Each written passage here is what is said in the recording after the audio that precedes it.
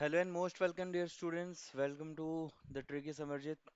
सो basically मैं आज बात करने वाला हूँ वेक्टर अलजेब्रा के बारे में। ओके, सो वेक्टर अलजेब्रा एक ऐसा टॉपिक है कि जिसको समझने के बाद ही आप फिजिक्स के बहुत सारे न्यूमेरिकल्स, फिजिक्स के बहुत सारे रियल लाइफ प्रॉब्लम्स, फिजिक्स के बहुत सारे डेरिवेशंस को समझ सकते हो, है ना।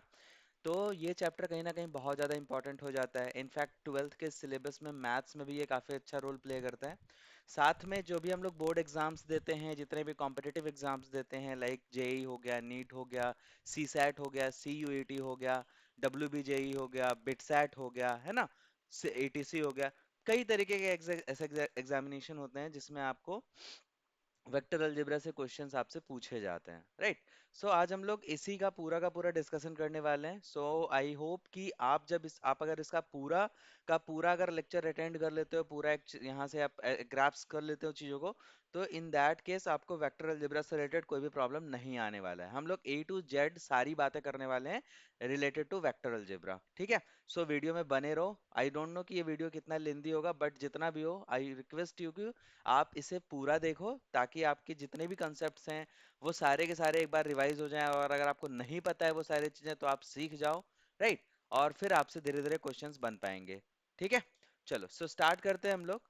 एंड जो सबसे पहले हम लोग बातें कर लेते हैं वो कर लेते हैं भाई, वेक्टर अलजेब्रा को स्टार्ट करने से पहले फिजिकल क्वांटिटीज के बारे में। अब आप बोलोगे फिजिकल क्वांटिटी की यहाँ पे क्या जरूरत है। सो फिजिकल क्वांटिटी की जरूरत तो है, क्योंकि यहाँ पे अल्टीमेटली हम लोग जो वेक्टर अलजेब्रा के बारे में बात करेंगे, यानी वेक्टर के बारे में बात करेंगे, वो कहीं ना कहीं फिजिकल क्वांटिटी का ही क्लासिफिकेशन वाला पार्ट रहा करते हैं। सो जो फिजिकल क्वांटिटी होते हैं वो हम सभी को पता है कि दो तरह के होते हैं। एक तो हमारे पास होते हैं बेस क्वांटिटी, या फिर इसे ही हम लोग बोल देते हैं फंडामेंटल फंडामेंटल क्वांटिटीज, ठीक है। और अगर हम लोग एक दूसरे तरह के फिजिकल क्वांटिटी के बारे में बात करें, डेट इज डेराइव्ड क्वांटिटी, ठीक है। अब देखो, फंडामेंटल या डिराइव्ड में क्या अंतर होता है। सो फंडामेंटल इज बेसिकली कि जो भी ऐसे क्वांटिटीज होते हैं जो अपने आप में ही फुलफिल हो जाते हैं, सारी चीजें, उससे किसी और की हेल्प नहीं लेनी पड़ती है। जैसे हम लोग एग्जांपल के तौर पे ले ले तो मास हो गया, है ना, और टाइम हो गया, लेंथ हो गया, करंट हो गया, इलेक्ट्रिसिटी करंट। तो ये सारी चीजें ऐसे क्वांटिटीज में आते हैं जिसे किसी दूसरे की हेल्प नहीं लेनी पड़ती है। लेकिन अगर हम लोग डिराइव्ड क्वांटिटी में बात करें, तो इसको बनाने के लिए, इसको डिराइव करने के लिए, नाम से ही पता लग रहा है कि ये डिराइव्ड है भाई, तो इसे डिराइव करने के लिए आपको बेस क्वांटिटी का सहारा लेना पड़ता है। लाइक एरिया, तो एरिया निकालने के लिए आपको लेंथ के पास जाना पड़ेगा। स्पीड, स्पीड निकालने के लिए भी आपको लेंथ के पास जाना पड़ेगा, टाइम के पास जाना पड़ेगा। वेलोसिटी, वेलोसिटी निकालने के लिए भी आपको कहीं ना कहीं फंडामेंटल क्वांटिटी के पास जाना पड़ेगा।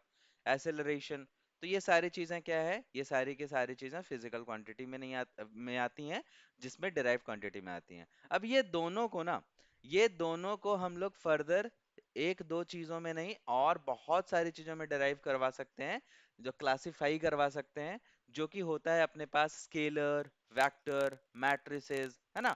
और एक और होता है एंटी वेक्टर होता है ना। तो बहुत सारी चीजों में हम लोग डिराइव इसको करवा सकते हैं। तो अब हम लोग बेसिकली जो बात करते रहते हैं वो स्केलर और वेक्टर के बारे में करते हैं, और बाकी चीजों से हमें उतना मतलब नहीं रहता। सो हम बात कर लेते हैं स्केलर एंड वेक्टर के बारे में। अब देखो, स्केलर क्या होता है एंड वेक्टर क्या होता है। Scalar and vector. अब देखो, स्केलर में हम सभी को यह सिखाया जाता है कि स्केलर के पास ओनली मैग्नीट्यूड होते हैं, ओनली मैग्नीट्यूड। और जो हमारा वेक्टर रहता है उसमें मैग्नीट्यूड भी होते हैं प्लस डायरेक्शन भी होते हैं, ठीक है। ये हमें सिखाया जाता है, मैग्नीट्यूड भी होता है और इसमें डायरेक्शन भी होता है।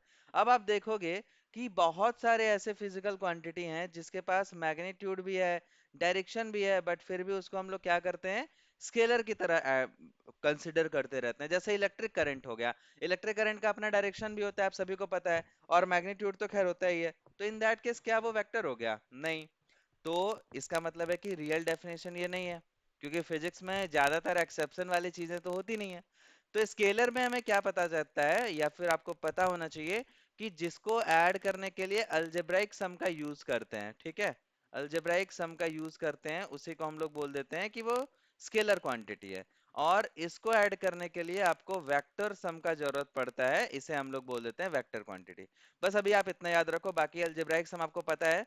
जो नॉर्मल सम होता है ना, जैसे मैं आपसे पूछूं कि 15 kg प्लस 5 kg तो कितना होगा, तो आप सभी को पता है कि ये 20 kg होने वाला है, राइट।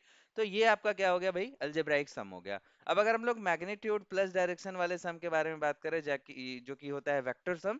सो वेक्टर सम में कुछ चीजें बदल जाती है, जैसे फॉर एग्जांपल मैं अगर बात करूं 5 न्यूटन प्लस 10 न्यूटन, तो हो सकता है कि ये 15 न्यूटन हो जाए, लेकिन हमेशा जरूरी नहीं है कि 15 न्यूटन हो सकता है कि ये 5 न्यूटन ही हो जाए, है ना। लेकिन ये भी हमेशा जरूरी नहीं है। It's all depend upon direction, है ना। तो हमेशा ऐसा नहीं होगा कि ये 15 न्यूटन के ही बराबर होगा, या 5 न्यूटन के ही बराबर होगा, या 10 न्यूटन के बराबर होगा, या फिर 12 न्यूटन के बराबर होगा। कुछ भी हो सकता है ये, डिपेंडिंग अपॉन इट्स डायरेक्शन, ठीक है। साथ में अगर बात करें स्केलर में, तो ये हमेशा 20 होगा, ये आपको पता है। तो ये मेजर डिफरेंस होता है इसमें। हाँ, इसके कैरेक्टरिस्टिक्स में बात करें तो वेक्टर का अपना कैरेक्टरिस्टिक होता है कि उसके पास मैग्नीट्यूड और डायरेक्शन दोनों होते हैं। स्केलर का अपना कैरेक्टरिस्टिक होता है कि उसके पास सिर्फ और सिर्फ मैग्नीट्यूड होता है। ये इसका कैरेक्टरिस्टिक्स है। बट अगर हम लोग पहचानने के बारे में बात करें, तो सिर्फ इसके बदौलत या इसकी वजह से नहीं पहचान सकते, और भी हमें दूसरी चीजों का ध्यान रखना होता है, that is the method of addition. चलो नेक्स्ट में बात कर लेते हैं रिप्रेजेंटेशन ऑफ वेक्टर। अब देखो, रिप्रेजेंटेशन ऑफ वेक्टर के बारे में अगर हम लोग बात कर ले, तो सिंपली क्या होता रहता है ना, कि चीजें कुछ ऐसे रहती है कि लाइक, मान लेते हैं हम इस पॉइंट से, ओ पॉइंट से अगर हम लोग ए तक जा रहे हैं, फॉर एग्जांपल ओ पॉइंट से ए तक जा रहे हैं ऐसा, तो इसको कैसे रिप्रेजेंट करवा सकते हैं, इसको आप कह सकते हो कि ये ओ ए है, ओ ए वेक्टर है। इसका आप कोई नाम अगर दे दो, जैसे मैं अगर इसका नाम दे दूं एम वेक्टर, तो आप इसको एम वेक्टर से भी रिप्रेजेंट करवा सकते हो, है ना। किसी किसी बुक में क्या रहता है कि ये बोल्ड लेटर में दिया हुआ रहता है, ऐसा एम है तो एम इस तरह से बोल्ड किया हुआ रहेगा। या फिर किसी किसी बुक में इसका नाम जो रहता है ना ओ ए, उसी को लेके बोल्ड किया हुआ रहेगा। तो ऐसे भी हम लोग बहुत सारे बुक्स में देखते हैं, बहुत सारे क्वेश्चंस में देखते हैं। तो डोंट बी कंफ्यूज्ड, ये सभी का मतलब एक ही चीज है, ओ ए वेक्टर लिखा रहे, ओ ए बोल्ड में लिखा रहे, एम वेक्टर ऐसे लिखा रहे या एम वेक्टर ऐसे बोल्ड में लिखा रहे, इन सभी का क्या होता है, मतलब सेम होता है। अब कुछ टर्मिनोलॉजीज हैं जो आपको पता होनी चाहिए। जैसे एक तो हमारे पास होता है लेंथ, एक होता है भाई हमारे पास सपोर्ट, एक होता है अपने पास सेंस। अब देखो, सेंस, सपोर्ट और लेंथ, ये सारी चीजें क्या क्या है, इसके बारे में बात कर लेते हैं।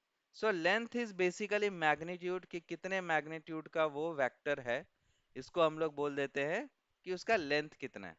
सपोर्ट, अब एक बात बताओ मेरे को, कि अगर जैसे आप बच्चे में पढ़ते थे जूनियर क्लासेस में, कि एक लाइन होता था, लाइन का मतलब क्या होता था, जिसका एंड पॉइंट और starting point, initial point fix नहीं होता था, उसको हम लोग लाइन बोलते थे।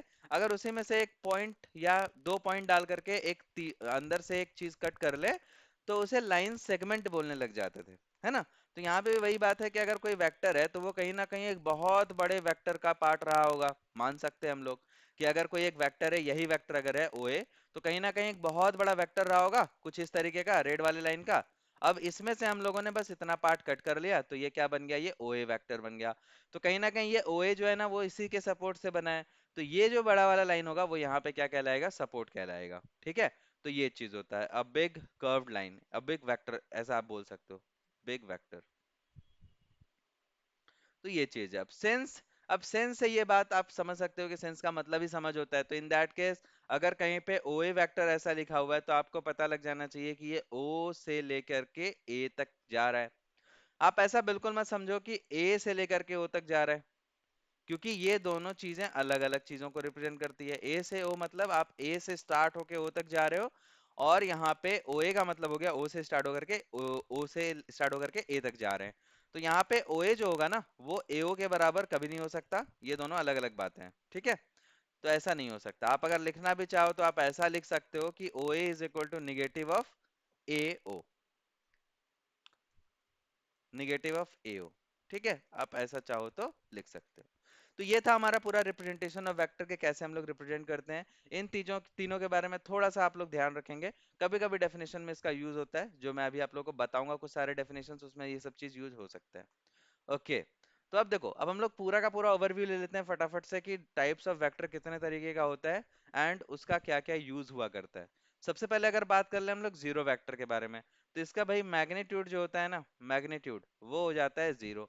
अब अगर आप खुद सोचोगे कि मैग्नीट्यूड अगर किसी भी चीज का जीरो है, तो उसके पास कोई डायरेक्शन होगा क्या? उसके पास कोई डायरेक्शन नहीं होगा। तो उसका जो डायरेक्शन हो जाएगा वो क्या हो जाएगा? आर्बिटरी डायरेक्शन हो जाएगा, कोई डायरेक्शन होगा ही नहीं, कोई फिक्स डायरेक्शन नहीं होगा। ठीक है। तो ऐसे वेक्टर्स कब यूज होते हैं? जब दो वेक्टर का एडिशन जीरो हो जाए, है ना।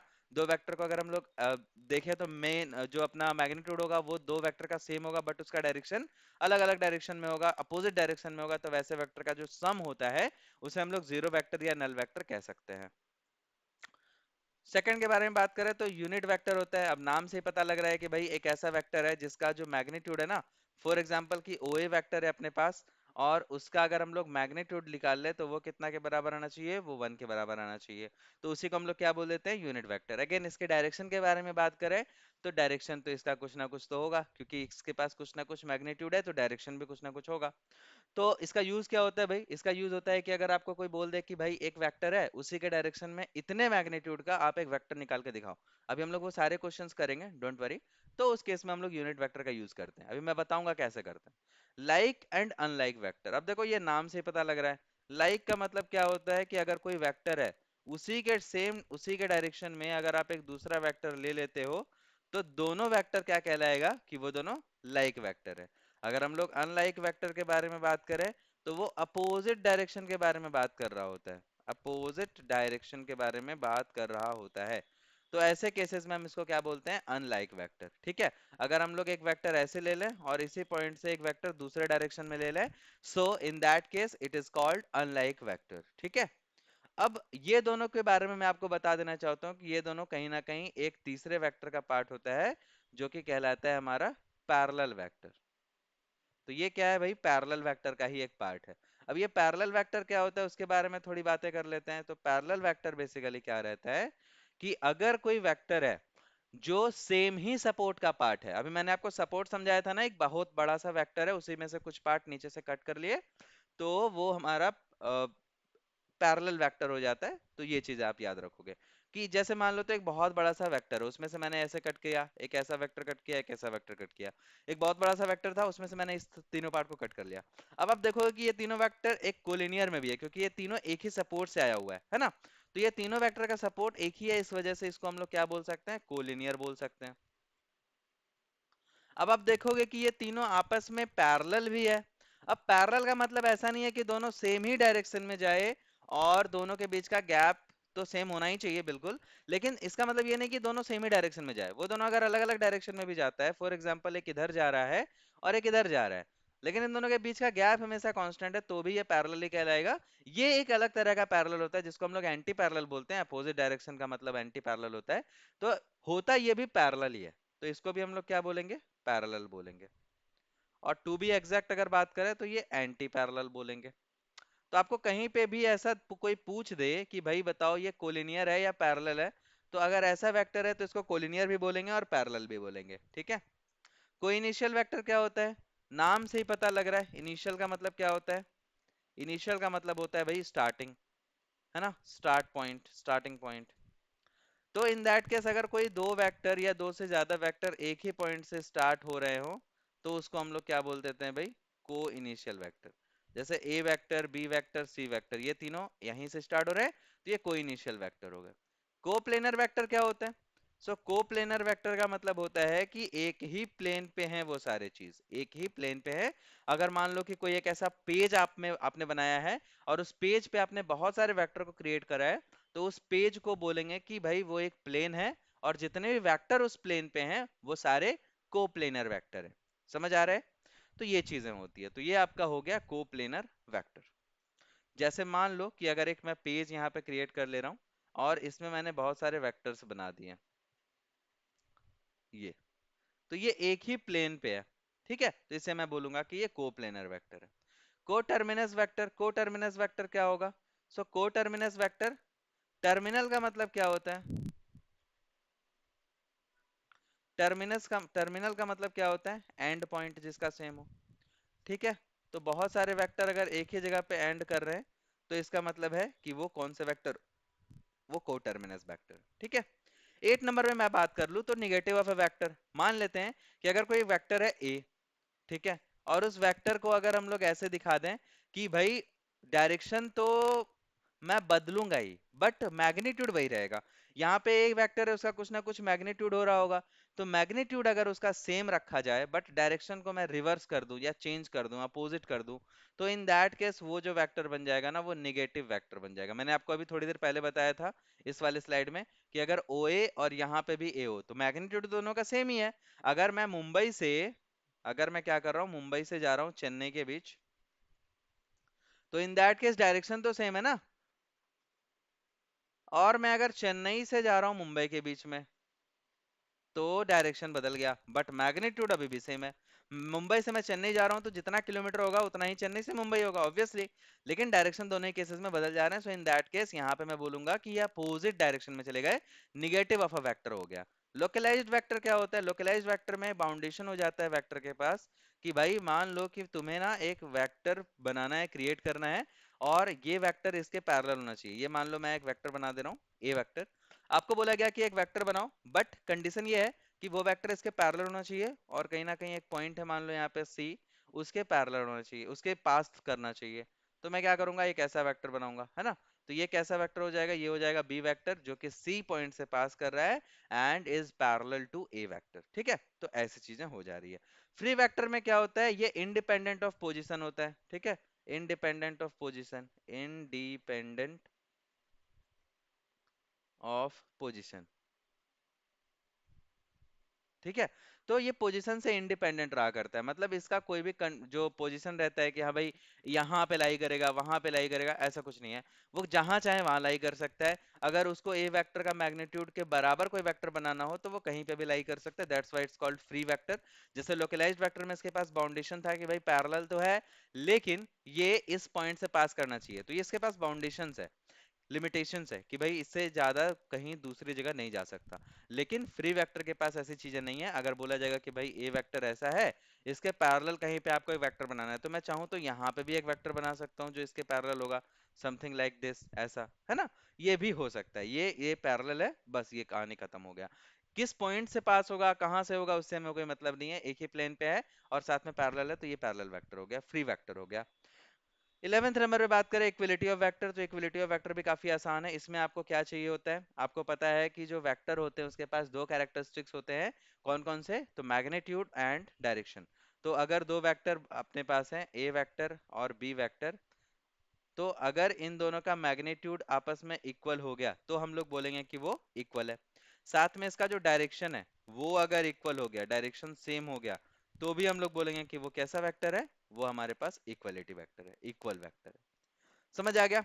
ये 11 मैंने आपको चीजें बताई है अलग अलग, इसको मैं चाहता तो अलग अलग पेजेस में अलग अलग डेफिनेशंस बता सकता था, बट ये उतना ज्यादा कॉम्प्लिकेटेड नहीं है, ये बस आपको चीजों को समझने में, क्योंकि ये सब टर्म क्वेश्चंस में यूज होते हैं, इसलिए आपको मैंने बता दिया। और इसमें जो भी अगर कोई डाउट रह गया हो आपका, तो वो आप यहाँ से पूछ के क्लियर कर सकते हो। आपको डायरेक्ट जाना है चैट बॉक्स में, कमेंट बॉक्स में, वहां पे आपको डायरेक्टली बस पुट कर देना है अपना डाउट, जो भी हो सकेगा मेरे से मैं अगले वीडियो में आपको डिस्कस कर दूंगा। और अगर कोई प्रॉब्लम नहीं होता है तो फिर कोई बात ही नहीं है। ठीक है, लेकिन मैं बोलूंगा कि अगर आपको थोड़ा सा भी कोई डाउट रहता है, थोड़ा सा भी कोई कंफ्यूजन रहता है, then put it in your the comment box, ताकि मैं आपके सारे डाउट्स ले सकूं। चलो आगे हम लोग कुछ क्वेश्चंस कर लेते हैं जो भी मैंने आपको भी बताया उससे रिलेटेड। तो फटाफट से आप मेरे को ये बता दो कि ये चार क्वेश्चंस के आंसर क्या क्या होंगे। ये जो आपको फिगर दिख रहा है उसमें पहले तो आप बताओ कोलिनियर क्या होगा, इक्वल क्या होगा, कोइनिशियल क्या होगा, कोलिनियर क्या होगा, बट नॉट इक्वल वाली चीजें क्या होगी। तो अब मैं आप सभी से रिक्वेस्ट करना चाहता हूँ कि आप लोग अभी के अभी जाओ चैट बॉक्स में, कमेंट बॉक्स में, और आप सभी इसका आंसर लिखो वीडियो को पॉज करके, और फिर आंसर मैच करना कि आपके कितने आंसर सही होते हैं, तो आपको ही पता लग रहा है कि होगा कि आप कितना चीजें सीख रहे हो। ठीक है, तो आप अभी के अभी जाओ और फटाफट से चैट बॉक्स में, कमेंट बॉक्स में, जहां पे भी जा सकते हो आप वहां पे जा करके इसे कमेंट करो फटाफट। ठीक है, चलो आई होप आप लोगों ने करा होगा। कोलिनियर पॉइंट्स क्या होते हैं मैं बात कर लेता हूँ इस पे। तो मैंने आपको पहले ही बता रखा है कि कोलिनियर का मतलब होता है कि वो पैरेलल दिखना चाहिए। तो मैं आप देखो यहाँ पे ए और सी, ये दोनों एक पॉइंट पे स्टार्ट हो रहा है और सेमी पॉइंट पे एंड हो रहा है, मतलब मैग्नीट्यूड तो इसका सेम ही दिख रहा है, डायरेक्शन भी सेम दिख रहा है। तो ए वेक्टर एंड जो सी वेक्टर होगा वो क्या है भाई? वो कोलिनियर है। साथ में आप देखो कि ये जो डी वेक्टर है जो नीचे के डायरेक्शन में, उसका भी मैग्नीट्यूड सेम ही दिख रहा है। है ना। तो ये भी यहाँ पे क्या हो जाएगा, डी वेक्टर। अब ये ऑब्वियस सी बात है कि ये फिगर स्केल्ड नहीं होता, लेकिन यहाँ पे क्योंकि वेक्टर के बारे में बात कर रहे हैं और आपसे ये क्वेश्चन फिगर के अकॉर्डिंग पूछा है, तो आप ऐसे ही जवाब दोगे, फिगर के अकॉर्डिंग है, तो ये तीनों क्या हो जाएगा, कोलिनियर हो जाएगा। इक्वल वेक्टर के बारे में बात करें तो जो इक्वल होगा, तो इक्वल के लिए डायरेक्शन और मैग्नीट्यूड दोनों सेम होना चाहिए। तो ए और सी ये दोनों का मैग्नीट्यूड सेम है, डायरेक्शन सेम है, तो इन दैट केस ये हमारा क्या हो जाएगा, इक्वल हो जाएगा। तो ए एंड सी वेक्टर यहाँ पे इक्वल हो जाएंगे। कोई इनिशियल वेक्टर क्या है, तो जो एक ही पॉइंट से स्टार्ट होते हैं। तो यहाँ पे आप देखो कि ये जो बी पॉइंट है वहां से बी सी डी तीनों स्टार्ट हो रहा है, तो इसका मतलब है कि बी सी और डी जो हो जाएगा वो कोई इनिशियल वेक्टर हो जाएगा। आपके बारे में पूछ रहा है कि भाई कौन सा कोलिनियर है लेकिन इक्वल तो नहीं है। तो सी और डी देखो एक ही लाइन पे है बट इक्वल नहीं है। तो यहाँ पे हम लोग क्या लिख सकते हैं कि सी और डी जो होगा वो कोलिनियर है, बट एक ही पॉइंट पे स्टार्ट हो रहा है, मैग्नीट्यूड भी सेम है, लेकिन डायरेक्शन अपोजिट होने की वजह से ये कोलिनियर नहीं, कोलिनियर होगा, इक्वल नहीं होगा। समझ आ रहा है। तो ये सारी चीजें आपके पास आ रही हैं। ठीक है भाई। आप ए और सी दोनों लिख सकते हो, सी और डी दोनों। ठीक है, तो ए सी और डी यहाँ पे हो जाएगा कोलिनियर वेक्टर, बी और ए और सी हो जाएगा equal vector, B C D हो जाएगा आपका को initial vector. Collinear but not equal में आपके पास ए और डी आ जाएगा, सपोज ए और डी भी आ जाएगा, दोनों की दोनों एक ही बात है, but they are not equal as their direction are not same. समझ आ रही है चीजें। चलो, अब बात कर लेते हैं पोजीशन वेक्टर के बारे में। तो अगर आपके पास कोई पॉइंट है इन एयर, फॉर एग्जांपल ऐसा, तो आप यहाँ पे देखते हो कि ये वाला अगर कोई पॉइंट मैं ले लूं ओ, जिसके रिस्पेक्ट में अगर मैं बात करूं कि ये वाला पॉइंट कहाँ पे है। सपोज करो कि ये आर वेक्टर है, ये आर फोर समथिंग आप मान सकते हो, कोई लाइट है यहाँ पे आपके रूम में, छत पे लगा हुआ लाइट है, सीलिंग पे। तो आप अगर अपने रूम पे से कहीं पे बैठे हो, मान लो आप ओ पॉइंट पे बैठे हो, आपको आर तक जाना है, तो आप क्या करोगे, आप पहले कुछ ना कुछ डायरेक्शन में हॉरिजॉन्टल एक्सिस में जाओगे ऐसा, है ना, और फिर आप कुछ ना कुछ वर्टिकल एक्सिस में जाओगे ऐसा।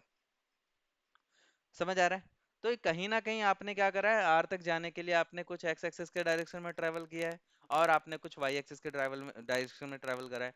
तो इन दैट केस जो आपने ओ से आर तक आप गए हो ना, तो इस पोजीशन को ट्रेवल कराने के लिए या इस पोजीशन का डायरेक्शन बताने के लिए by the help of vector हम लोग पढ़ते हैं पोजीशन वेक्टर। अब ये पोजीशन वेक्टर क्या होता है, ये आई होप आपको समझ में आ गया होगा कि ओ से आर तक जाने के लिए हम लोग एक्स में कितना जाते हैं, वाई में कितना जाते हैं, उसका कंबाइंड फॉर्म जो होता है, combined combination of the X axis and Y axis coordinates, इसे बोलते हैं हम लोग पोजीशन वेक्टर। अब क्योंकि जब वेक्टर में बात कर रहे होते हैं तो वो स्पेस में हो रहा होता है, यानी थ्री डी में हो रहा होता है। स्पेस का मतलब होता है थ्री डी, आप लोगों को पता होगा, नहीं पता है तो आप लोग बता सकते हो। तो यहाँ पे आप थ्री डी के बारे में बात कर रहे हो, स्पेस है तो थ्री डी है, तो यहाँ पे हम लोग एक एक्सिस और के बारे में बात करेंगे, that is called Z axis. तो जेड एक्सिस आएगा तो एक और एक्सिस बढ़ जाएगा, तो उसके रिस्पेक्ट में भी बात करेंगे कि अगर आप जेड में जाते हो तो कितना जाते हो। ठीक है। तो ये चीजें हैं। तो अगर हम लोग रूम के बारे में बात करेंगे तो वहां पे जेड एक्सिस भी आ जाएगा। तो इन दैट केस हम लोग उस तरीके से भी बात करेंगे कि भाई जेड एक्सिस में वो कितना जा रहा है।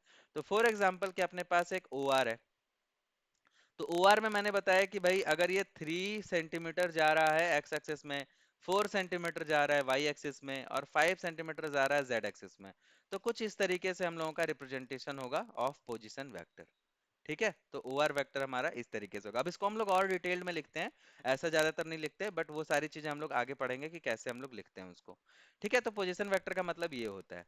अब एक चीज और मैं आपको बता देना चाहता हूँ अभी, और एडिशन में वो चीजें आएंगी आपके पास, बट मैं अभी बता दे रहा हूँ कि फॉर एग्जाम्पल एक पॉइंट है ओ, और फॉर एग्जाम्पल एक पॉइंट है बी।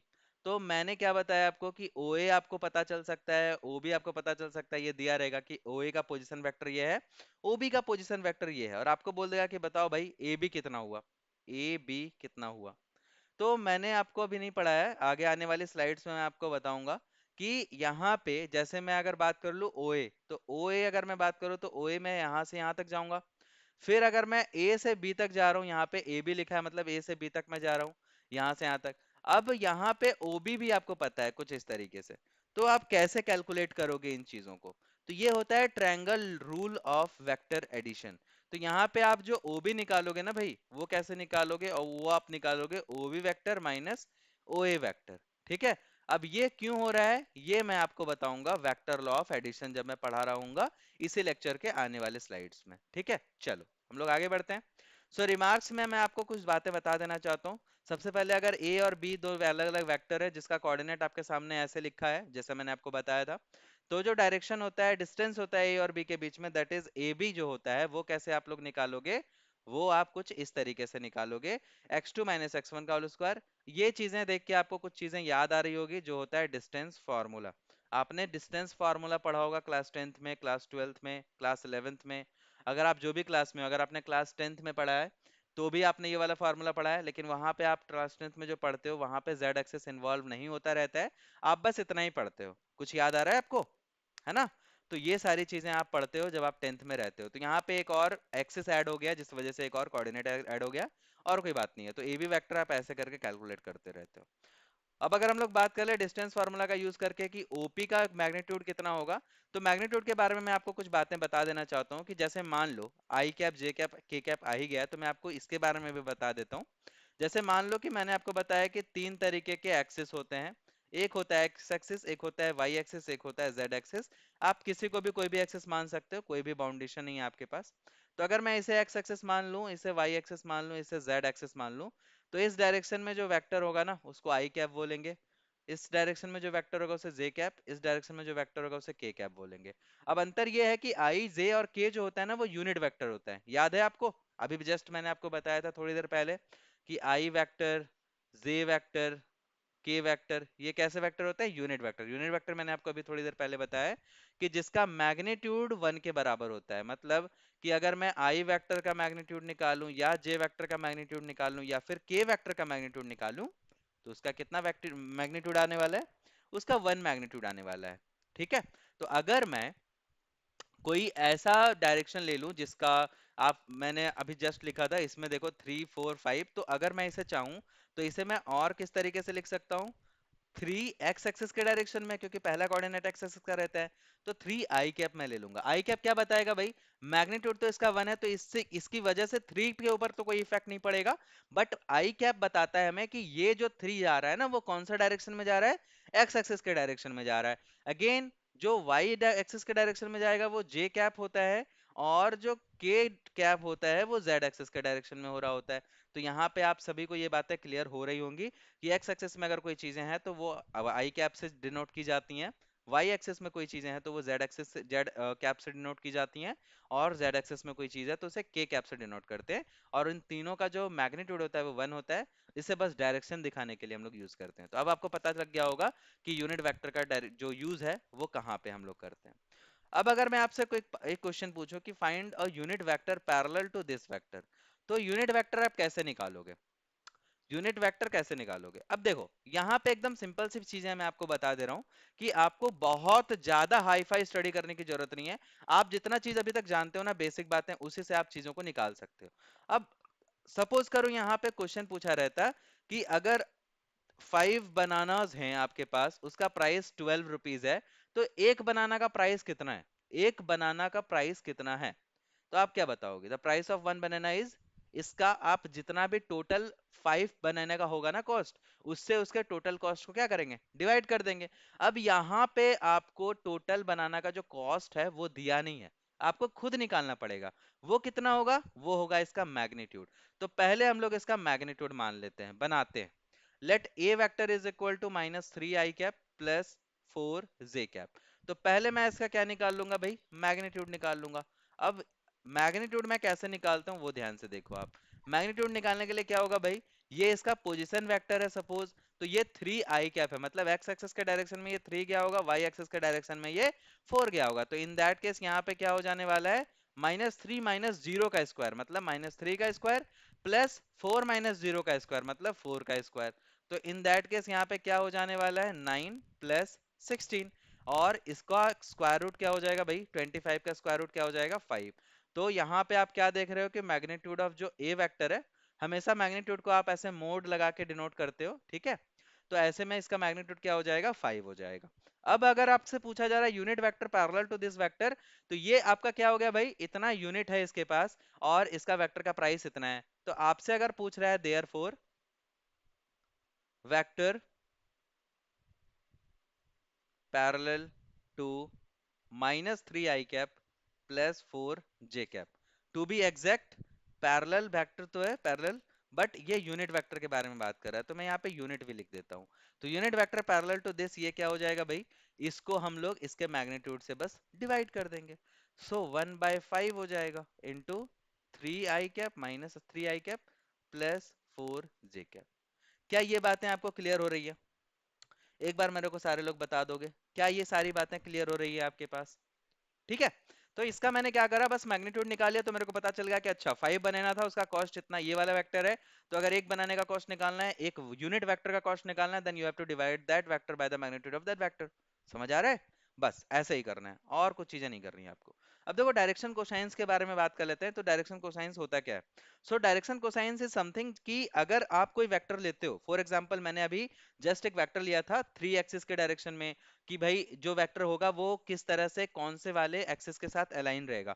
अब अगर कोई वेक्टर है तो वो कहीं ना कहीं तीनों वेक्टर के साथ कुछ ना कुछ एंगल बना रहा होगा, राइट। अब तीनों वेक्टर के साथ कुछ ना कुछ एंगल बनाएगा, तो आप देखो मैं आपको ऐसे बता दे रहा हूँ कि ये एक्स एक्सिस है, ये वाई एक्सिस है और ये जेड एक्सिस है।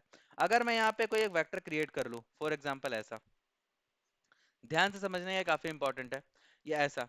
तो अगर मैं ऐसे बात करूँ ना एक्स एक्सिस के साथ, तो ये कुछ एंगल बना रहा होगा ऐसा, मान लेते हैं अल्फा। वाई एक्सिस के साथ, तो वाई एक्सिस के साथ भी ये एंगल बना रहा होगा बीटा। जेड एक्सिस के साथ, तो जेड एक्सिस के साथ भी ये कुछ एंगल बना रहा होगा गामा, है ना। तो इन दैट केस आपको कैसे पता लगेगा कि ये एक्स एक्सिस के साथ कितना एंगल बना रहा है, वाई एक्सिस के साथ कितना एंगल बना रहा है, जेड एक्सिस के साथ कितना एंगल बना रहा है? तो इसी चीज को पता करने के लिए मैथमेटिशियंस ने एक नया चीज डिस्कवर किया, जिसका नाम था डायरेक्शन कोसाइंस। डायरेक्शन के बारे में आपको पता है कि direction is something that shows the position of any vector or anything that with respect to some origin or some reference point। तो वो होता है डायरेक्शन। कोसाइन क्या होता है? तो ये ट्रिगोनोमेट्री का पार्ट है, याद करो। साइन, कोसाइन, टेंजेंट, ये सारी चीजें आप पढ़ते थे। तो कोसाइन क्या होता था भाई? कोसाइन होता था बेस यानी एडजेसेंट बाय हाइपोटेनस। तो यहाँ पे वो कोसाइन वही चीज है, बट डायरेक्शन क्या है यहाँ पे, कि कितना डायरेक्शन हो रहा है। एक चीज और अभी आप पढ़ोगे रिजोल्यूशन ऑफ वेक्टर में या फिर रिप्रेजेंट बाइफर्केशन ऑफ वेक्टर में, कि एक वेक्टर को आप कई तरह के मैग्नीट्यूड के बारे में रिस्पेक्ट में बांट करके अलग अलग एक्सेस में अलग अलग डायरेक्शन में आप उसको बाइफर्केट ट्राइफर्केट कर सकते हो। तो यहाँ पे अगर मैं बात कर लूँ, एक वेक्टर है जो अपने पास है, मान लेते हैं एम वेक्टर, तो वो एक्स एक्सिस के साथ अल्फा एंगल, वाई एक्सिस के साथ बीटा एंगल और गामा बना रहा है जेड एक्सिस के साथ। तो अगर आपको इसका डायरेक्शन कोसाइंस निकालना है, तो आप क्या करोगे, आप अगेन इसका एक, अगर आपको एक्स एक्सिस के साथ निकालना है, तो आप देखोगे कि ये एक्स एक्सिस में कितना जा रहा है एंड उसका वैल्यू कितना है, value in the sense magnitude कितना है, वही आपका क्या हो जाएगा, direction cosine of x axis. That means की कॉस ऑफ अल्फा। समझ आ रहा है? तो कॉस ऑफ अल्फा निकालने के लिए क्या करोगे, आप एक्स निकालोगे, जो कि क्या होता है भाई, एक्स एक्सिस की तरफ का जो मैग्नीट्यूड रहा करेगा, मतलब individual magnitude of x axis, और फिर overall the magnitude of all the vectors, overall vector. उससे आप डिवाइड कर दोगे तो आपके पास वो कॉस अल्फा आ जाएगा, और आपको वो अल्फा निकालना है तो आप इसका कॉस इनवर्स ले लो, आपके पास वो चीजें आ जाएंगी। आप कॉस अल्फा निकालते हो तो उसको जनरली एल से, कॉस बीटा को एम से, और कॉस गामा को एन से रिप्रेजेंट हम लोग जनरली करते हैं। बट इसको निकालते कैसे हैं ये आपको पता होना चाहिए। उस वेक्टर का जिस भी आप एक्सेस के साथ निकाल रहे हो डायरेक्शन कोसाइन, उसका आप मैग्नीट्यूड लोगे और ओवरऑल सारे मैग्नीट्यूड से डिवाइड करोगे, तब आपको निकल जाएगा डायरेक्शन कोसाइन। ये कोई बड़ी बात नहीं है, ये आप समझ सकते हो कि अगर कोई एक ट्रायंगल है आपके पास कुछ इस तरीके से, ये राइट एंगल ट्रायंगल है, और यहाँ पे एक थीटा है, मान लो यही वाला अल्फा है। तो इन दैट केस अगर मैं इस डायरेक्शन में निकालना चाहूँ कि इस डायरेक्शन के साथ ये कितना एंगल बना रहा है, तो आप सीधा क्या करते हो, ये करते हो, एंड आप बताते हो कि ये चीजें कितनी है। अब ये चीजें क्या होती है आप सभी को पता है, नहीं पता है तो मैं आपको एक अलग तरीके से समझाता हूँ, एक अलग जलवा दिखा करके। एक्स और ये वाई है, तो इन दैट केस इसका जो मैग्नीट्यूड होगा वो कितना होगा भाई, एक्स स्क्वायर और वाई स्क्वायर का स्क्वायर रूट होता है क्या? याद है पाइथागोरस थ्योरम, या भूल गए हो? पाइथागोरस थ्योरम यही कहता है ना, एक्स और वाई अगर ये है तो इसका वैल्यू ये हो जाएगा। तो कहीं ना कहीं ये भी तो मैग्नीट्यूड है ना भाई, इसका मैग्नीट्यूड तो है ना ये। तो अगर ये वेक्टर है, इसके पास एक्स और वाई और जेड तीनों है, तो इसमें इसका क्या गलती है कि root under X square plus Y square plus Z square मैंने कर दिया और ऊपर में एक्स लिख दिया, कोई प्रॉब्लम है? नहीं। कॉस अल्फा अगर मुझे ऊपर वाले ट्रायंगल में निकालना होता है यहाँ से, तो मैं क्या लिखता है यहाँ पे, cos alpha is equal to base जो यहाँ पे होगा वो क्या हो जाएगा, एक्स हो जाएगा, और जो मैग्नीट्यूड हो रहा है वो क्या हो रहा है, X square plus Y square, यही तो हो रहा है। समझ आ रही है चीजें? तो कुछ इस तरीके से हम लोग करते हैं, इसमें तो कोई प्रॉब्लम आप लोगों को नहीं होना चाहिए। इसको समझने में पता नहीं बहुत सारे बच्चों को कितना दिक्कत हो जाता है, मुझे नहीं पता क्यों होता है, बट एकदम सिंपल सी चीजें हैं, अगर आप पाइथागोरस थ्योरम जानते हो तो इसमें तो कोई प्रॉब्लम ही नहीं है। तो एक्स बाय ये आपका जो भी रिजल्टेंट रहा करेगा। अब हम लोग जब पाइथागोरस पढ़ रहे होते हैं तो बस बेस और परपेंडिकुलर के बारे में बात करते हैं, तो वहां तो 2D ही होगा ना। अब यहाँ पे मैंने जब वेक्टर के बारे में बात छेड़ा है तो यहाँ तो 3 डायमेंशन में चीजें चलेंगी, तो जेड एक्सिस तो ऑटोमेटिकली आ गया ना यहाँ पे, तो यहाँ पे जेड एक्सिस की भी बातें होंगी। समझ आ रहा है? तो यहाँ पे ये चीजें हो गई। अब आप देखो कि cos अल्फा एल होता है, उसका जो वैल्यू होता है वो x बाय आर होता है, आर का मैग्नीट्यूड, y बाय आर का मैग्नीट्यूड, z बाय आर का मैग्नीट्यूड। अगर आपसे कोई डायरेक्टली पूछ दे कि बताओ भाई कोऑर्डिनेट जो होगा p पॉइंट का वो कैसे एक्सप्रेस कर सकते हैं, तो l इंटू आर भी कर सकते हो आप। ये l क्या है भाई? कोसाइंस है।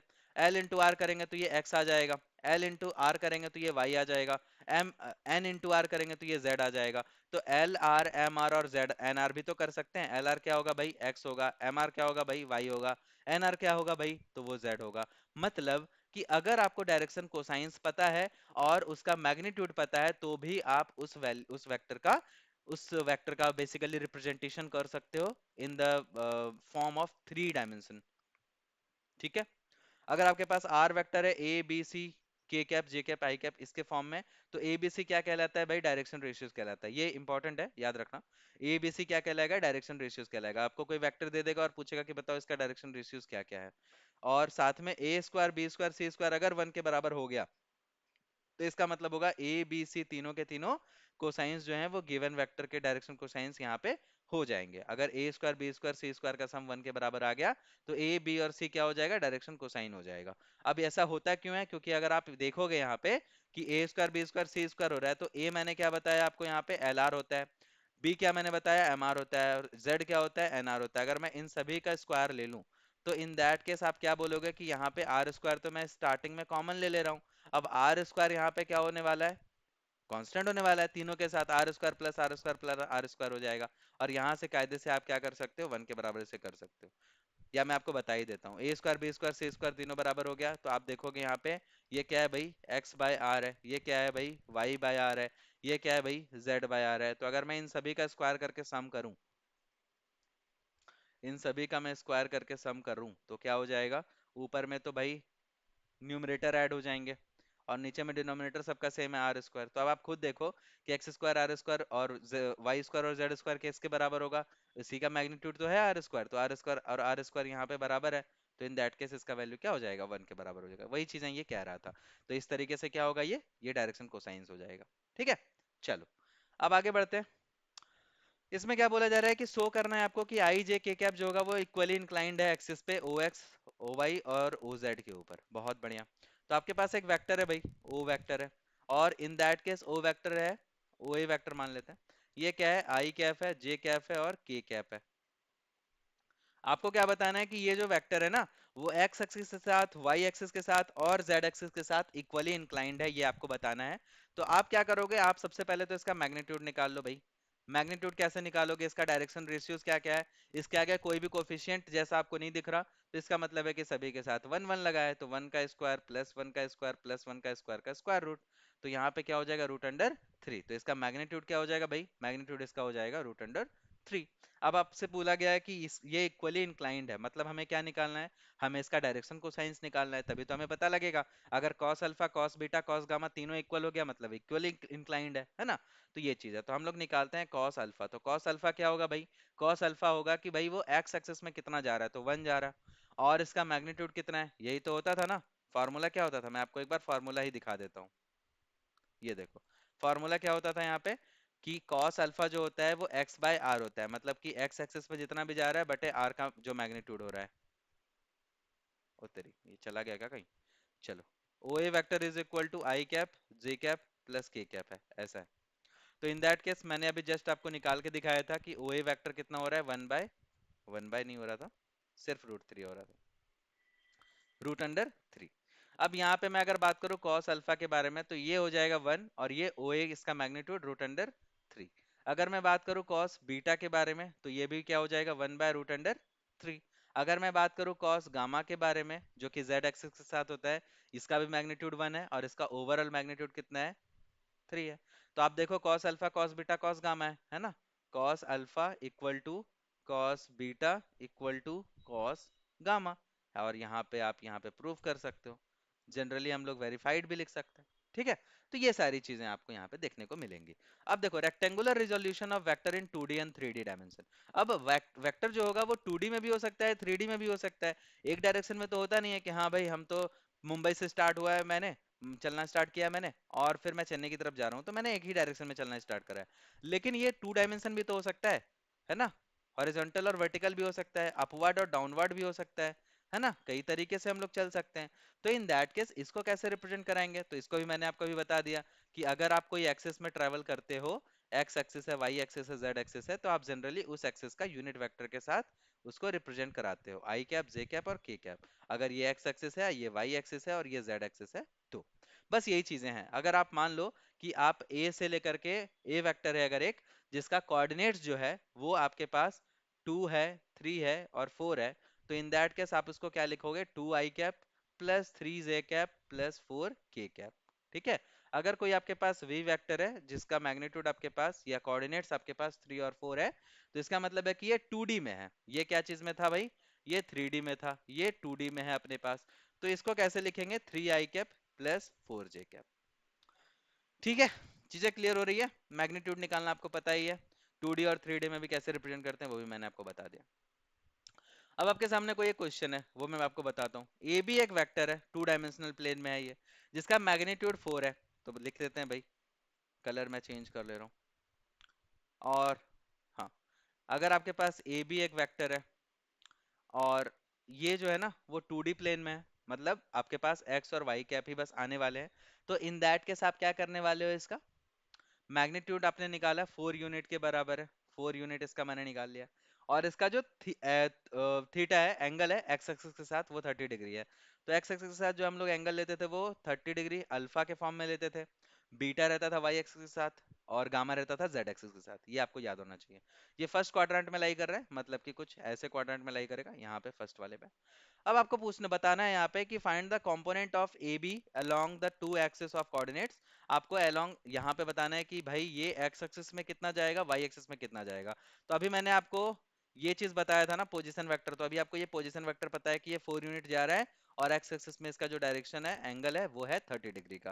अब आपको बताना है कि ये एक्स एक्सिस में कितना जा रहा है, वाई एक्सिस में कितना जा रहा है। बस ये चीजें हैं। अगर आप नॉर्मल ट्रिगोनोमेट्री का यूज करोगे, आप 10th क्लास ट्रिगोनोमेट्री का यूज करोगे, तो आप इस चीज तक आराम से पहुंच सकते हो। बट अभी हम लोग वेक्टर का यूज करने वाले हैं। तो देखो, अभी अगर मैं बात करूं यहाँ पे आर के बारे में या अल्फा के बारे में, तो ये क्या है, 30 डिग्री है। अगर मैं इसका डायरेक्शन रेशियोज निकालना चाहूँ तो पहले मैं डायरेक्शन कोसाइंस के पास जाऊंगा। डायरेक्शन कोसाइंस मैं पहले निकाल लेता हूँ। सो डायरेक्शन कोसाइंस क्या होगा भाई, direction cosine cos alpha. Cos alpha is equal to क्या हो जाएगा, जो भी इसका मैग्नीट्यूड रहा होगा एक्स एक्सिस के डायरेक्शन में, वो निकलेगा। तो मैं अगर यहाँ पे कॉस अल्फा निकालूंगा तो क्या निकलेगा भाई, कॉस 30 निकलेगा, that is equal to root under 3/2 निकलेगा। अगेन अगर मैं वाई एक्सिस के बारे में बात कर लूं, क्योंकि यहाँ पे एक्स एक्सिस और वाई एक्सिस दोनों के बारे में बात होगा, तो ये एक्स एक्सिस हो गया। अगर मैं वाई एक्सिस के बारे में बात कर लूं, वाई एक्सिस के बारे में, तो क्या होने वाला है भाई, तो क्या होने वाला है, तो यहाँ पे अपने पास होने वाला है cos 60 डिग्री। आप बोलोगे सर ये cos 60 कहाँ से आया, तो अगर ये 30 डिग्री यहाँ पे x एक्सिस के साथ बना रहा है, तो y एक्सिस के साथ कितना बनाएगा, 60 तो बनाएगा, क्योंकि ओवरऑल ये तो 90 बनाता है दोनों एक्सिस आपस में म्यूचुअली। तो ये cos 60 हो गया, मतलब ये 1/2 हो गया। तो यानी कि अगर यहाँ पे इसका मैग्नीट्यूड 2 है और इसका मैग्नीट्यूड यहाँ पे 2 है, तो इन दैट केस इसका जो ए बी के फॉर्म में आएगा वो कितना आने वाला है, वो आने वाला है 4 के फॉर्म में। अगर आप इसका मैग्नीट्यूड निकालोगे तो ये कितना आ जाएगा, ये आ जाएगा आपके पास ए बी का वो रूट अंडर 3/2 एंड 1/2 इसका कोफिशियंट। ठीक है। अब अगर मैं यहाँ पे इसके बारे में बात कर लूँ कि कॉस अल्फा ये है, कॉस बीटा ये है, तो यहाँ पे आप लिख सकते हो रूट अंडर 3/2 आई कैप प्लस आप लिख सकते हो 1/2 का जे कैप। तो ये चीजें आपके सामने आ जाएंगी। ठीक है। चलो, आप इसका मैग्नीट्यूड भी निकाल करके देख सकते हो। रूट अंडर 3/2 हो गया, इसका स्क्वायर अगर हम लोग कर दें, प्लस 1/2 हो गया, इसका स्क्वायर अगर हम लोग कर दें, और रूट अंडर निकालना, तो क्या हो जाएगा भाई, तो इन दैट केस अगर मैं बात कर लूँ 3 बाय यहाँ पे 4 हो जाएगा, प्लस 1/4 हो जाएगा, और यहाँ पे अगर मैं बात कर लूँ तो ये क्या हो जाएगा इसका, root under 4/4 is equal to root under 1। ये हो गया 1 के बराबर। अब आप एक चीज मेरे को बता दो कि अगर मैं यहाँ पे इस चीज को निकालूं, कैलकुलेट करूं फॉर एग्जांपल, तो ये क्या निकला है, ये भाई मैग्नीट्यूड कितना निकला है इसका, 1 के बराबर निकला है। मेरे को मैग्नीट्यूड कितना चाहिए, 4 चाहिए, तो मैं क्या कर सकता हूँ, ये एक तरह से यूनिट वेक्टर निकल गया। अब मैं अगर इसे 4 से मल्टीप्लाई कर दूं, इसे मैं अगर 4 से मल्टीप्लाई कर दूं तो क्या होगा भाई, 4 से मल्टीप्लाई कर देने के बाद ये चीजें 4 के मैग्नीट्यूड में आ जाएंगी। तो अब मैं यहाँ पे 4 से अगर मल्टीप्लाई कर दूं तो इन दैट केस ये हो जाएगा 2√3 i कैप, प्लस मैं इसे 2 से कट करूंगा तो 2 यहाँ पे जे कैप हो जाएगा। अब देखो ये चीजें यहाँ पे इतनी ज्यादा कॉम्प्लिकेटेड क्यों लग रही है पता है, क्योंकि इस तरह से आपको बनाना नहीं होता है। मैं आपको भी पढ़ा रहा था डायरेक्शन कोसाइंस के बारे में, इसलिए मैंने आपको इस तरीके से बताया जो कि थोड़ा ज्यादा कॉम्प्लिकेट हो गया। अब आपको इस तरीके से आपको बनाना ही नहीं होता है। कैसे बनाना होता है वो मैं आपको बताता हूँ। एक सेकंड, मैं एक स्लाइड ऐड कर ले रहा हूँ, फिर मैं आपको बताता हूँ कि इसको बनाना कैसे होता है। ओके, तो इसे बनाना कैसे होता है, अभी आप देखो कि ए बी जो मैग्नीट्यूड होता है उसका कितना है भाई, 4 है। और जो आपके पास अल्फा दिया हुआ है वो कितना दिया हुआ है, 30 डिग्री दिया हुआ है। तो अगर आप कभी एक्स एक्सिस के डायरेक्शन में देखते हो ना, तो एक्स एक्सिस का अगर आप कभी भी कंपोनेंट निकालते हो किसी भी वेक्टर का, तो उसको क्या करना है, आपको मैग्नीट्यूड के साथ कॉस अल्फा निकालना है। जो भी एंगल आपको गिवन है एक्स एक्सिस के साथ, वो आपको मैग्नीट्यूड के साथ आप ले लोगे, तो उसका एक्स कंपोनेंट निकलेगा।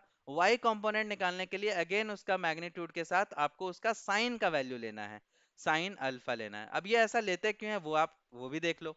अगर मैं यहाँ पे एक मैग्ने राइट एंगल ट्रायंगल बना रहा हूँ जो कि वेक्टर के फॉर्म में ही है, और ये आपके पास यहाँ पे अल्फा बना रहा है, तो इन दैट केस अगर मैं ये वाला साइड निकालना चाहूँ तो मैं क्या करूंगा, मैं क्या करने वाला हूँ यहाँ पे, अगर ये h है या फिर ये ab है, मान लो ab का मैग्नीट्यूड है, अगर ये है और ये यहाँ पे क्या है, बेस है और ये परपेंडिकुलर है, तो अगर मैं cos अल्फा निकालना चाह रहा हूँ, cos अल्फा, तो क्या निकलेगा भाई, b बाय ए बी निकलेगा। अगर मैं b निकालना चाह रहा हूँ, यहाँ पे क्या है, x का कंपोनेंट ही तो निकल रहा है, यानी b निकल रहा है, तो b का वैल्यू क्या हो जाएगा भाई, ए बी कॉस अल्फा होगा क्या, ए बी कॉस अल्फा हो जाएगा, बिल्कुल हो जाएगा। समझ आ रहा है, तो वही तो चीजें मैंने लिखा है यहाँ पे कि ए बी क्या हो जाएगा भाई, x क्या हो जाएगा, A B cos alpha. Again अगर यहाँ पे साइन होता, अगर मैं यहाँ पे साइन ले ले रहा हूँ, साइन का वैल्यू, तो यहाँ पे अगर साइन होता, साइन अल्फा होता, तो ये क्या हो जाता, p बाई ए बी हो जाता। अगेन मैं यहाँ पे क्या लिख दे रहा हूँ कि ए बी साइन अल्फा अगर मैं ले रहा हूँ तो ये क्या निकल रहा है, p निकल रहा है, मतलब ये वाला चीज निकल रहा। तो यहाँ पे x निकालने के लिए ए बी कॉस अल्फा और y निकालने के लिए ए बी साइन अल्फा हो जाएगा बस।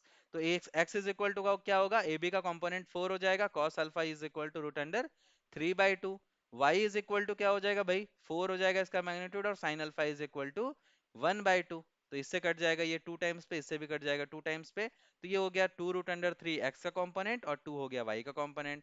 एक्स का कंपोनेंट आई कैप और वाई का कंपोनेंट जे कैप। और इस तरीके से आप कह सकते हो कि ये क्या है अपने पास, वेक्टर निकल गया। समझ आ रहा है ये चीजें क्यों कॉम्प्लिकेट लग रही थी, क्योंकि यहाँ पे आपका यूनिट वेक्टर निकल रहा था, फिर हम लोग डायरेक्शन को साइंस का यूज करके फिर पता कर रहे थे कि ये 4 मैग्नीट्यूड लाने के लिए 4 से मल्टीप्लाई करना पड़ेगा, तब जाके हम लोगों ने यहाँ तक पहुंचे। अब यहाँ पे आपको ये चीजें समझ में आ रही होगी कि इसको हम लोग अलग तरीके से भी कर सकते हैं, जो कि ये वाला तरीका है। अब आपसे एक और क्वेश्चन पूछा जा रहा है कि find the angle of a vector. अब देखो मैं जो भी क्वेश्चन पोस्ट करता हूँ ना, आपका ये काम होता है कि आप उसे पॉज करो और अपने से बनाओ और उसका आंसर कमेंट बॉक्स में डालो। मैं नहीं बोल रहा कि आप वीडियो को लाइक करो, वीडियो को सब्सक्राइब करो चैनल को, ताकि चैनल ग्रो करे, मैं ये नहीं कर रहा। मैं चाह रहा हूँ कि ओवरऑल आपका ग्रोथ हो, आपको कुछ नई चीजें सीखने को मिले, तो वो तभी आपको मिलेगी जब आप उसको सीखने का बेहतर ट्राई करोगे। अगर मान लो कि ये क्वेश्चन मैं आपको अभी पूछ रहा हूँ और आप जल्दी से अपने से ट्राई करते हो, चैट में डाल देते हो, वेदर ये सही हो गलत हो डजेंट मैटर, बट जो भी चीजें हो, अगर सही होगी तो भी आपको याद रहेगा, गलत चीजें होगी तो भी आप सीख जाओगे कि क्या है गलत है सही है। तो इससे क्या होगा ना कि कभी ना कभी आपको अगर ये एग्जाम में इनकाउंटर करता है ये क्वेश्चन, तो आपको फटाक से याद आ जाएगा कि अच्छा मैंने इसको ऐसे बनाया था, बट ये गलत हो गया था क्योंकि मैंने वीडियो में कमेंट करा था, तो मुझे याद है। तो वहां से आपको वो सारी चीजें धीरे धीरे धीरे धीरे क्लियर हो जाएंगी। तो इसलिए मैं आपको बोल रहा हूँ कि अगर आपसे हो सके तो वीडियो को पॉज करो फटाफट और चेक करो कि या जो आपने डाला है आंसर कमेंट बॉक्स में वो सही है या नहीं है। ठीक है, क्योंकि सारी चीजें आपको मैं बेहतर तरीके से समझा रहा हूँ, उसके बाद मैं आपको एग्जांपल दे रहा हूँ, तो ये कम से कम आप करते जाओ। अब यहाँ पे क्या बोला जा रहा है कि एंगल बताओ इस वेक्टर का एक्स एक्सिस के रिस्पेक्ट में। तो आपको सिंपली क्या निकालना है, अल्फा निकालना है कि अल्फा कितने का होगा। तो सिंपली मैं cos अल्फा निकालता हूँ, बट उससे पहले इसका मैग्नीट्यूड निकालना पड़ेगा, ए वेक्टर का मैग्नीट्यूड। ये कैसे निकलेगा भाई, ये निकलेगा 6 का स्क्वायर प्लस 2 का स्क्वायर प्लस 3 का स्क्वायर। तो 6 का स्क्वायर क्या हो जाएगा 36, 2 का स्क्वायर क्या हो जाएगा 4, 3 का स्क्वायर क्या हो जाएगा 9। इसको अगर हम लोग ऐड कर देते हैं तो ये हो जाएगा 49 और ये हो जाएगा 7 के बराबर, मतलब ए का मैग्नीट्यूड आ गया 7 के बराबर। तो अगर मैं cos अल्फा निकालूं, cos अल्फा क्या होता था भाई, x बाय आर होता था, r मतलब इसका मैग्नीट्यूड। तो x कितना है यहाँ पे 6 है, और r यहाँ पे मैग्नीट्यूड कितना आया भाई 7 आया। तो अल्फा इज इक्वल टू कितना हो जाएगा भाई, cos इनवर्स 6/7 हो जाएगा।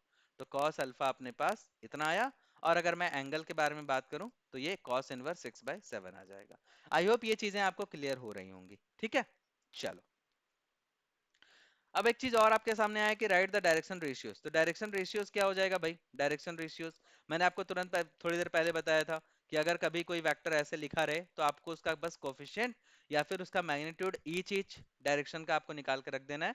तो इसका डायरेक्शन रेशियोज क्या हो जाएगा, 1 हो जाएगा, 1 हो जाएगा और -2 हो जाएगा इसका डायरेक्शन रेशियोज। डायरेक्शन रेशियोज आप कोऑर्डिनेट्स को भी आप बोल सकते हो, कोऑर्डिनेट्स का ही दूसरा नाम डायरेक्शन रेशियोज हो सकता है। कैलकुलेट करना है इसका direction cosines, direction cosines calculate करना है, डायरेक्शन कोसाइंस तो कैलकुलेट कर दो फटाफट से। पहले तो मैं इसका मैग्नीट्यूड निकाल ले रहा हूँ। अगर आर वेक्टर ये है तो आर का मैग्नीट्यूड भाई क्या हो जाएगा, आर का मैग्नीट्यूड निकालने के लिए आप क्या करोगे, 1 का स्क्वायर प्लस 1 का स्क्वायर प्लस रूट एंड -2 का स्क्वायर। तो ये हो जाएगा भाई 1, ये हो जाएगा भाई ये भी 1, ये हो जाएगा 2 का स्क्वायर 4, और यहाँ पे आपके पास जो चीजें हो जाएंगी वो हो जाएंगी √6 के बराबर। अब डायरेक्शन कोसाइंस क्या हो जाएगा यहाँ पे, ये सबसे पहले तो आप अगर direction cosine of with respect to S X निकाल रहे हो तो एल हम लोग उसको बोलते थे, बार बार cos alpha cos beta cos gamma लिखना जरूरी नहीं है, आप डायरेक्ट एल लिखो। और एक्स एक्सिस में कितना जा रहा था भाई, 1 जा रहा था, मैग्नीट्यूड कितना था 6 था, हो गया। m कितना जा रहा था भाई, 1 था, √6 था मैग्नीट्यूड।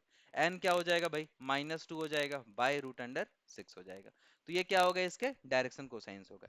आई होप ये सारी चीजें आपको क्लियर हो रही होंगी, है ना। अगर कोई भी प्रॉब्लम होता है देन चैट बॉक्स आपके लिए खुला है, कमेंट बॉक्स आपके लिए खुला है, आप कभी भी आके कमेंट कर सकते हो।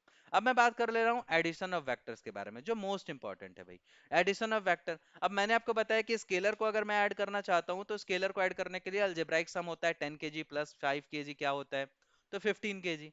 7 मिलीलीटर 8 मिलीलीटर क्या होता है, तो आपको पता है 15 मिलीलीटर होता है। तो इन दैट केस अगर मैं वेक्टर को ऐड करना चाहूँ तो फिर कैसे ऐड करूंगा, तो इन दैट केस उसको ऐड करने का भी 3-4 मेथड होता है, बट जो मोस्ट पॉपुलर मेथड है ना, चारों के चारों पॉपुलर है, मैं मोस्ट पॉपुलर किसी को नहीं बोल रहा। सबसे पहले तो मैं बात कर ले रहा हूँ ट्रायंगल लॉ के बारे में। तो ट्रायंगल लॉ होता है, फिर अपने पास आता है पैरेललोग्राम लॉ, फिर अपने पास आता है polygon law of addition, and last आता है एडिशन इन कंपोनेंट। अब एक एक करके मैं सभी के बारे में बात कर ले रहा हूँ। सबसे पहले अगर डायरेक्शन ट्रायंगुलर लॉ के बारे में बात करें तो मैंने कुछ चीजें आपके लिए छोड़ रखा था जब मैं पोजीशन वेक्टर बता रहा था, उस चीजों को आप यहाँ पे क्लियर कर सकते हो। तो मैंने क्या बोला था कि अगर दो पोजीशन वेक्टर है, यहाँ पे आप देखो कि ये कोई इनिशियल वेक्टर है ए सी और ए बी, तो ये कोई इनिशियल वेक्टर एक ही पॉइंट से स्टार्ट हो रहा है। तो अगर मैं ए से सी तक जाऊं और ए से बी तक जाऊं और फिर सी से बी तक अपोजिट डायरेक्शन में और बी से सी तक सीधे डायरेक्शन में अगर ऐड मैं कर दे रहा हूं, तो इन दैट केस ये जो आपका वेक्टर आएगा वो आपके पास एडिशन आ जाएगा। आई होप आपको कुछ समझ में नहीं आ रहा होगा, मैं आपको अच्छे से बताता हूँ। जैसे देखो यहाँ पे अगर मैं एक चीज यहाँ पे ओ से ए से स्टार्ट कर रहा हूँ, ए से मैं बी तक गया, तो यहाँ पे आप एक चीज और देखो कि जब वेक्टर को रिप्रेजेंट करते हैं ना, तो जहां पे वो जा रहा होता है उसको हम लोग बोल देते हैं टिप, और जहां से वो जा रहा होता है उसको बोल देते हैं टेल, है ना। पीछे वाला पार्ट टेल और आगे वाला जो पार्ट होता है वो होता है टिप। तो आपको वेक्टर को कुछ ऐसे रिप्रेजेंट करना है कि वो टिप टू टेल अरेंजमेंट में रहे, मतलब एक वेक्टर का टिप जहां पे खत्म हो जाए दूसरे वेक्टर का टेल वहां से स्टार्ट हो। तो टिप टू टेल आपको वेक्टर को अरेंज करना है, और अगर आप इससे चाहो तो 2-3 वेक्टर को भी अरेंज कर सकते हो। तो फाइनली अगर आपको इसका एडिशन चाहिए तो आप फर्स्ट वेक्टर के टेल को और लास्ट वेक्टर के टिप को आप ऐड कर दो, ज्वाइन करा दो, तो जो चीज आपके पास आएगा वही आपका सम होगा। तो जैसे मैंने यहाँ पे क्या करा, ए से बी को मैंने टिप टू टेल अरेंजमेंट करा है, टिप खत्म हुआ टेल स्टार्ट हुआ, टिप टू टेल। बी से सी तक मैं जा रहा हूं अगेन, टिप टू टेल, यहाँ पे टिप था यहाँ पे टेल है, तो यहाँ पे मैंने टिप टू टेल अरेंजमेंट करा है। अब यहाँ पे आप देखो कि दो ही वेक्टर था, तो फाइनली मैं यहाँ पे जहां से मैंने स्टार्ट किया था अपने जर्नी ए से, अभी मैं कहाँ पे हूँ सी पे, वहां पे मैं टेल टू टिप अरेंजमेंट कर दूंगा उल्टा।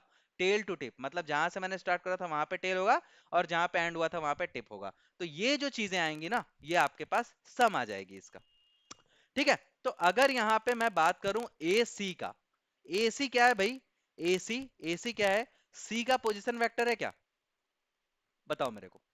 सी का पोजीशन वेक्टर है क्या, पोजीशन वेक्टर ऑफ सी होगा, क्योंकि ये ए से स्टार्ट हो रहा है ना। अगर ए को रेफरेंस पॉइंट ओरिजिन मान ले हम लोग, तो ए सी क्या है भाई, AC तो पोजीशन वेक्टर ऑफ C ही तो है।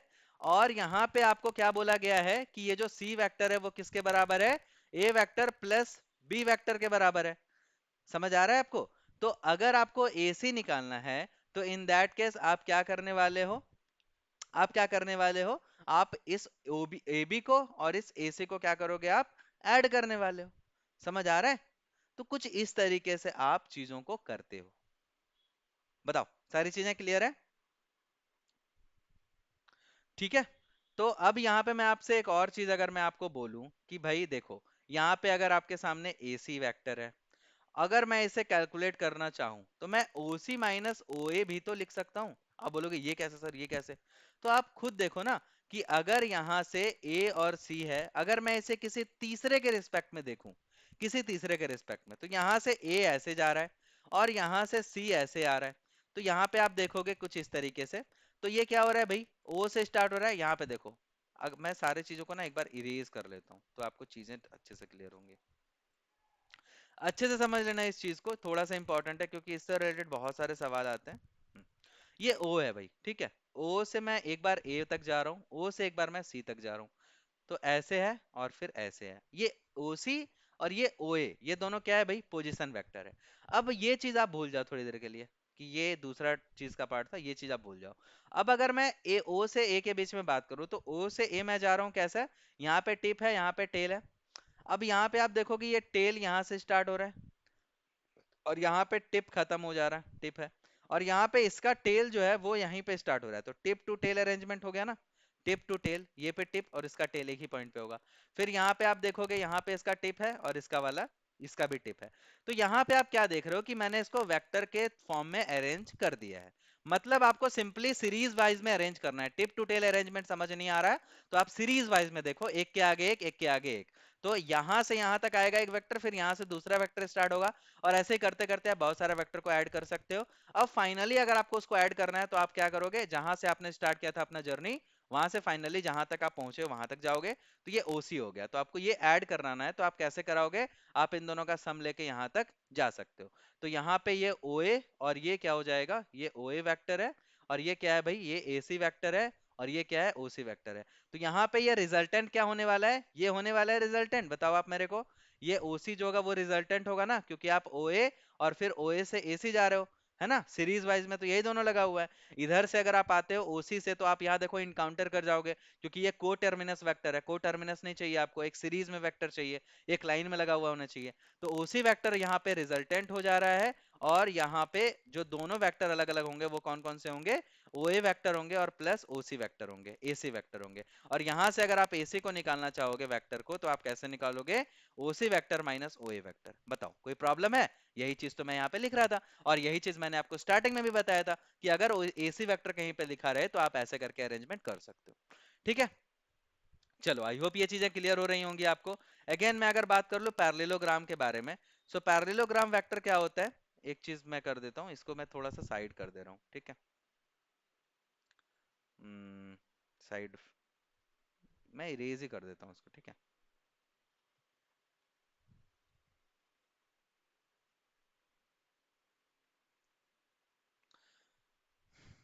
आप लोग को नोट करना होगा तो आप लोग पहले ही कर लेना, या फिर आप वीडियो को पॉज करके या थोड़ा सा पीछे करके कर लेना।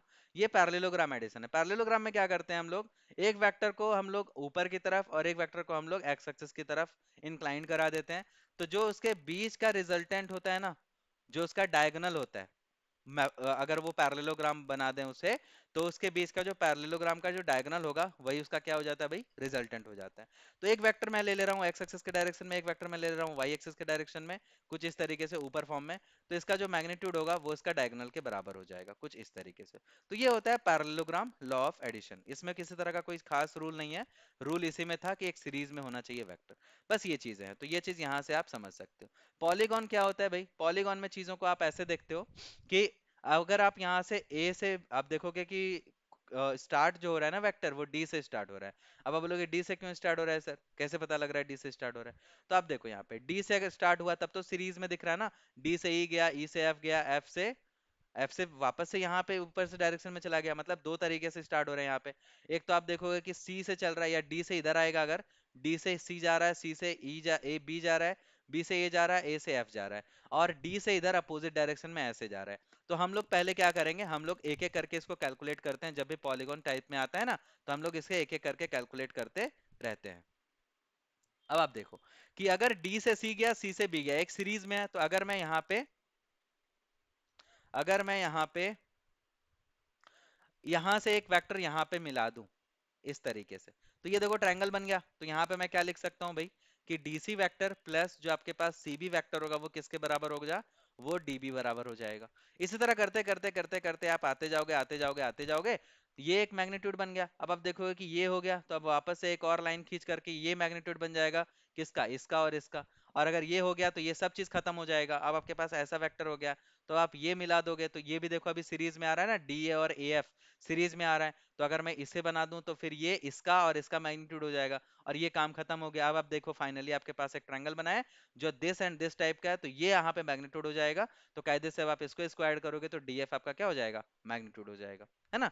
तो कायदे से इस तरीके से आपके पास चीजें चलने वाली है। कोई प्रॉब्लम है आपको? चलो, अगर मैं बात कर लूं आगे, फॉर एग्जाम्पल जो आपके पास कंपोनेंटल फॉर्म में होता है, ये इस तरीके का वेक्टर आपको कभी बहुत कम देखने को मिलता है, रेयरली देखने को मिलता है।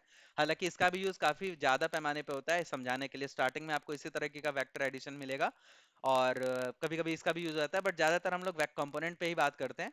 तो अगर कोई कंपोनेंट है, कंपोनेंट को ऐड करना काफी आसान है, आप बस जो सेम कंपोनेंट है उसी को ऐड करोगे सीधा अलजेब्राइक की फॉर्म में। क्योंकि अभी ये अब वेक्टर के फॉर्म में जैसे ही आ गया, अगर आपने कंपोनेंट के फॉर्म में इसको लिख दिया ए बी सी के फॉर्म में, एक्स वाई जेड एक्सेस के फॉर्म में, तो ये ऑलरेडी आ चुका है अलग अलग कंपोनेंट में। तो अब ये स्केलर की तरह बिहेव करेगा, मतलब एक्स वाला एक्स के साथ ऐड हो सकता है, बी वाई वाला वाई के साथ, जेड वाला जेड के साथ।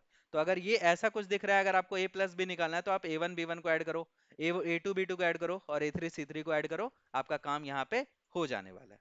सो आई होप ये चीजें आपको क्लियर हो रही होंगी, है ना। चलो आगे बढ़ते हैं भाई, देखते हैं आगे क्या है। और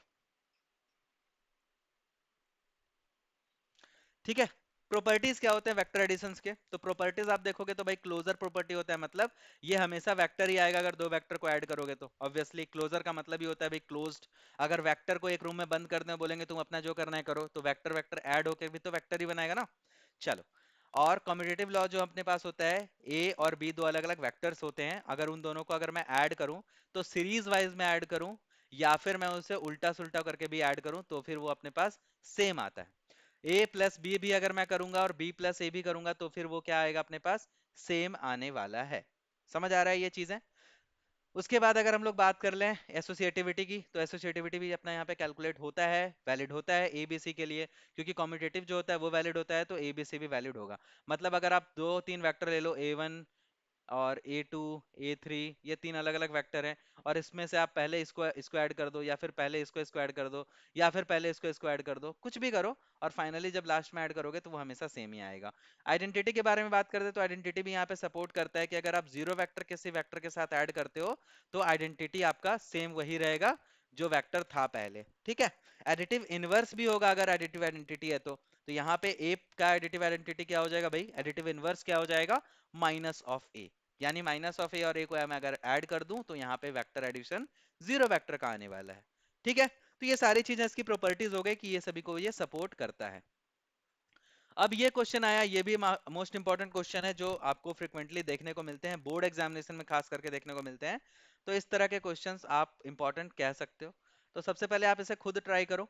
आपको क्या बताना है, इन दोनों का रिजल्टेंट वेक्टर, रिजल्टेंट का मतलब होता है ऐड करना है, रिजल्टेंट वेक्टर करना है, और उसका यूनिट वेक्टर निकालना है parallel to this resultant vector. मतलब पैरेलल इन द सेंस कि इसका पहले आप रिजल्टेंट निकालो, ऐड करो, और फिर इसका यूनिट वेक्टर निकाल दो, वही इसका पैरेलल डायरेक्शन में आ जाएगा। जल्दी से आप ट्राई करो इसे, है ना। एक बार ट्राई करो फटाफट, वीडियो को पॉज करो और ट्राई करो।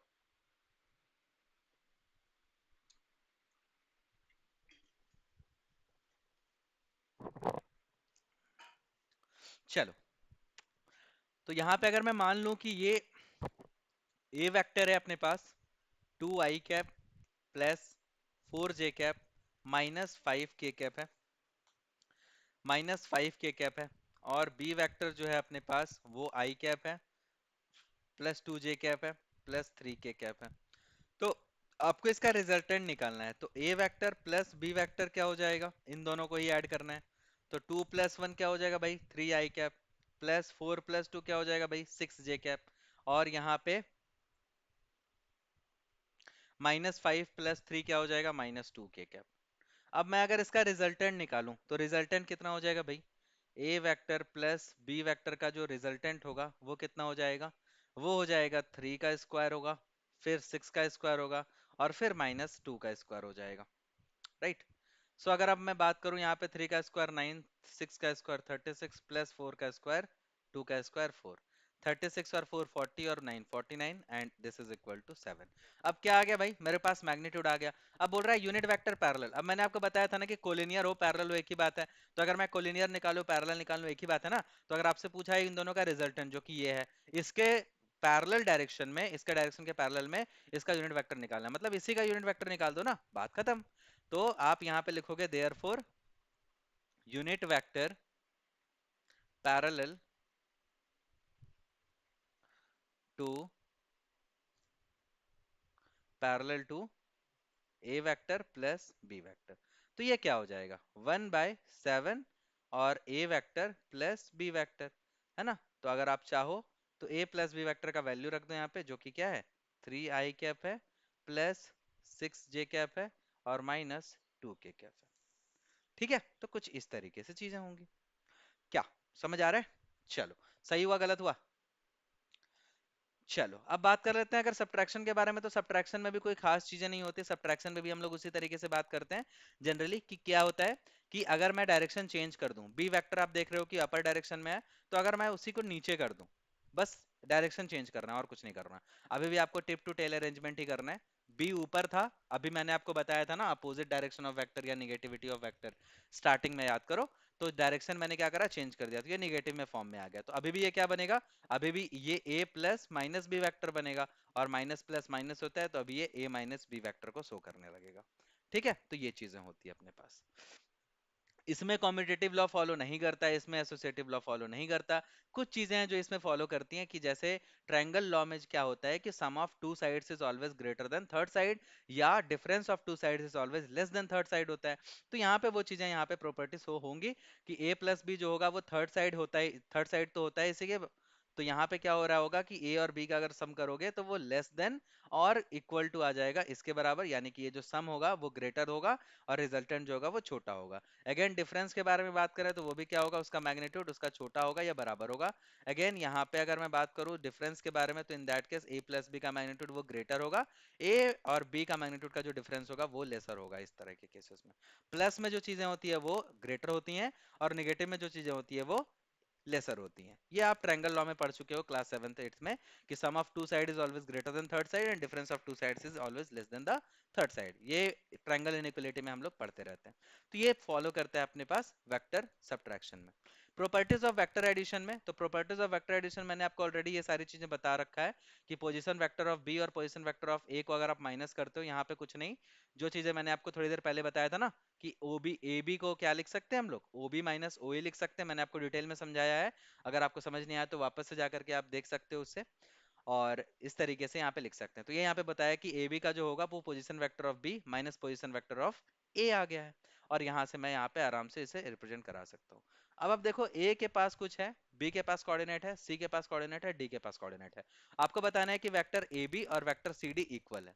तो सबसे पहले आपको क्या करना पड़ेगा भाई, सबसे पहले आपको ए बी निकालना पड़ेगा, और सबसे पहले आपको सी डी निकालना पड़ेगा।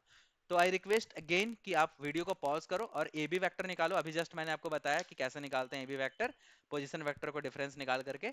तो वहां से निकालो और फिर देखो कि क्या ए बी और सी डी वेक्टर इक्वल आ रहे हैं। चलो, आई होप आपने ट्राई किया होगा।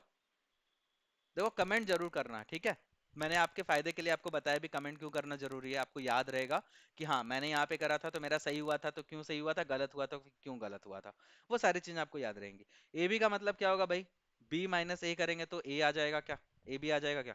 तो यहाँ पे आप देखो, वन में से अगर मैं जीरो को माइनस कर दूं, ये एक्स कोऑर्डिनेट, और मैं अगर जीरो में से वन को माइनस कर दूं तो ये अपना वाई कोऑर्डिनेट, जो कि हो जाएगा 1 - 1। तो ये आपका क्या होने वाला है भाई, ए बी का कोऑर्डिनेट होने वाला है। सी डी का कोऑर्डिनेट क्या होगा भाई, सी डी का कोऑर्डिनेट निकालने के लिए आप डी माइनस सी करोगे।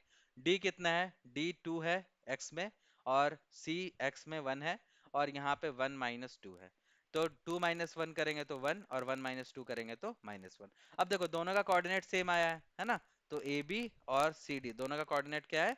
सेम है। तो ये क्या है अपने पास भाई? वेरीफाई हो गया। ठीक है। और इसका अगर मैं आपको वेक्टर फॉर्म भी अगर लिख दूं तो ये क्या हो जाएगा? आई माइनस जे कैप हो जाएगा। और ये भी क्या हो जाएगा? आई माइनस जे कैप हो जाएगा। आई का कोफिशिएंट आप कह सकते हो 1 है, और जे का कोफिशिएंट आप कह सकते हो -1 है। ठीक है भाई, चीजें क्लियर हो रही है ना? चलो, कुछ क्वेश्चंस है आपके पास, क्वेश्चंस आप देखते जाओ। बोला जा रहा है कि the position vector of vertices of a triangle 2 i cap plus 4 j cap minus k cap है, और यहाँ पे दूसरा पोजीशन वेक्टर ये है, तीसरा पोजीशन वेक्टर ये है। आपको बताना है कि वो जो ट्रायंगल बनेगा वो कैसा ट्रायंगल बनेगा। ठीक है। अगेन मैं आपसे बोल रहा हूँ कि आप फटाफट से वीडियो को पॉज करो और देखो कि क्या आप बना पा रहे हो या नहीं बना पा रहे हो। तो अगर मैं बात करूं यहाँ पे, ए यहाँ पे अगर मैं देख लूं तो 2 i कैप हो जा रहा प्लस 4 j कैप हो जा रहा है, और या फिर मैं इसे ए ले ले रहा हूँ, ए कैपिटल ए, माइनस के हो जा रहा है। और यहाँ पे अगर मैं बी के बारे में बात करूँ तो 4 i कैप हो जा रहा है प्लस 5 j कैप हो जा रहा है प्लस के कैप हो जा रहा है, और C is equal to 3 i cap plus 6 j cap minus 3 k cap. अब अगर मैं ए बी आपसे पूछूं तो A B is equal to क्या हो जाएगा भाई? ओ बी माइनस ओ ए हो जाएगा। ओ बी माइनस ओ ए। ठीक है। चलो, ओ बी माइनस ओ ए अगर मैं ले लूं तो 4 - 2 करेंगे तो 2 i कैप हो जा रहा। 5 - 4 करेंगे तो प्लस जे कैप आ जा रहा। के माइनस के करेंगे तो ये तो जीरो हो जाएगा भाई। तो बी सी अगर मैं यहाँ पे निकालूं तो B C is equal to क्या हो जाएगा? C minus O B. तो 3 - 4 करेंगे तो -i कैप हो जा रहा है। 6 - 5 करेंगे तो प्लस जे कैप आ जा रहा है। 3 के -3 के और फिर माइनस के करेंगे तो फिर -4 के हो जाएगा। और अगर मैं यहाँ पे सी ए के बारे में बात कर लूँ तो सी ए इज इक्वल टू क्या हो जाएगा? ओ ए माइनस ओ सी हो जाएगा, है ना? चलो भाई, तो अगर मैं ओ ए माइनस ओ सी कर दूं तो 2 - 3 करूंगा तो -ai कैप हो जाएगा। 4 - 6 -2 j कैप हो गया माइनस के, और माइनस ऑफ -3 के यानी कि +3 के -2 के, तो हो जाएगा भाई +2 के। अब आप इसका क्या करो भाई? अब आप इसका मैग्नीट्यूड निकाल दो। तो अगर मैं इसका मैग्नीट्यूड निकालूं तो मैग्नीट्यूड से क्या पता चल जाएगा? इसका पता चल जाएगा साइड्स के लेंथ के बारे में। तो ए बी का जो मैग्नीट्यूड हो जाएगा वो कितना हो जाएगा? 2 का स्क्वायर प्लस 1 का स्क्वायर, यानी √4 प्लस 1 यानी कि √5 हो जा रहा है। ठीक है। चलो, अगर मैं यहाँ पे BC का मैग्नीट्यूड निकाल लूं तो BC इज इक्वल टू क्या हो जा रहा है भाई? 1 का स्क्वायर 1 हो गया, 1 का स्क्वायर अगेन 1 हो गया, और 4 का स्क्वायर यहाँ पे क्या हो गया? 16 हो गया, यानी 16 प्लस 2 18। अब यहाँ पे मैं अगर सी ए का वैल्यू निकालूं तो सी ए का वैल्यू क्या हो जाएगा भाई? 1 का स्क्वायर प्लस 2 का स्क्वायर 4 प्लस 2 का स्क्वायर 4, यानी यहाँ पे क्या आ जा रहा है? 9 आ जा रहा है, मतलब 3 आ जा रहा है। तो कायदे से आप यहाँ पे देखोगे तो इन दैट केस यहाँ पे क्या होने वाला है आपके पास?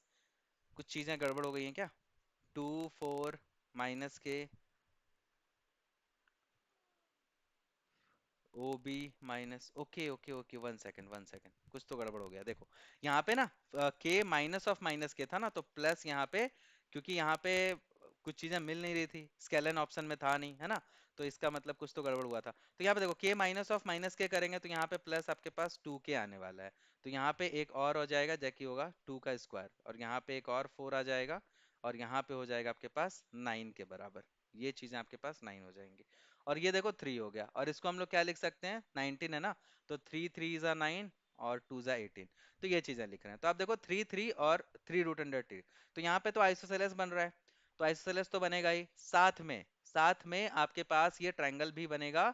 राइट एंगल ट्रायंगल क्यों बनेगा? क्योंकि अगर आप ध्यान से देखोगे तो ये 3 3 का अगर आप निकालोगे मैग्नीट्यूड, तो 3 का स्क्वायर प्लस 3 का स्क्वायर √18 ही तो आता है। इन दोनों का सम तो 18 ही आ रहा है, मतलब ये राइट एंगल ट्रायंगल ही हो रहा है। पाइथागोरस थ्योरम भी यहाँ पे फॉलो हो रहा है। आप देख लो अच्छे से, 3 का स्क्वायर प्लस 3 का स्क्वायर करके स्क्वायर रूट करते हो तो क्या आता है? √18 ही तो आता है। तो ये तो है, मतलब अगर इसको P मान लें, इसको B मान लें, तो ये ऑटोमेटिकली H आ जा रहा है। तो इन दैट केस ये पाइथागोरस थ्योरम को ही फॉलो कर रहा है। तो ये राइट एंगल ट्रायंगल भी होगा और आइसोसेलेस भी होगा। In fact isosceles right angle triangle होगा।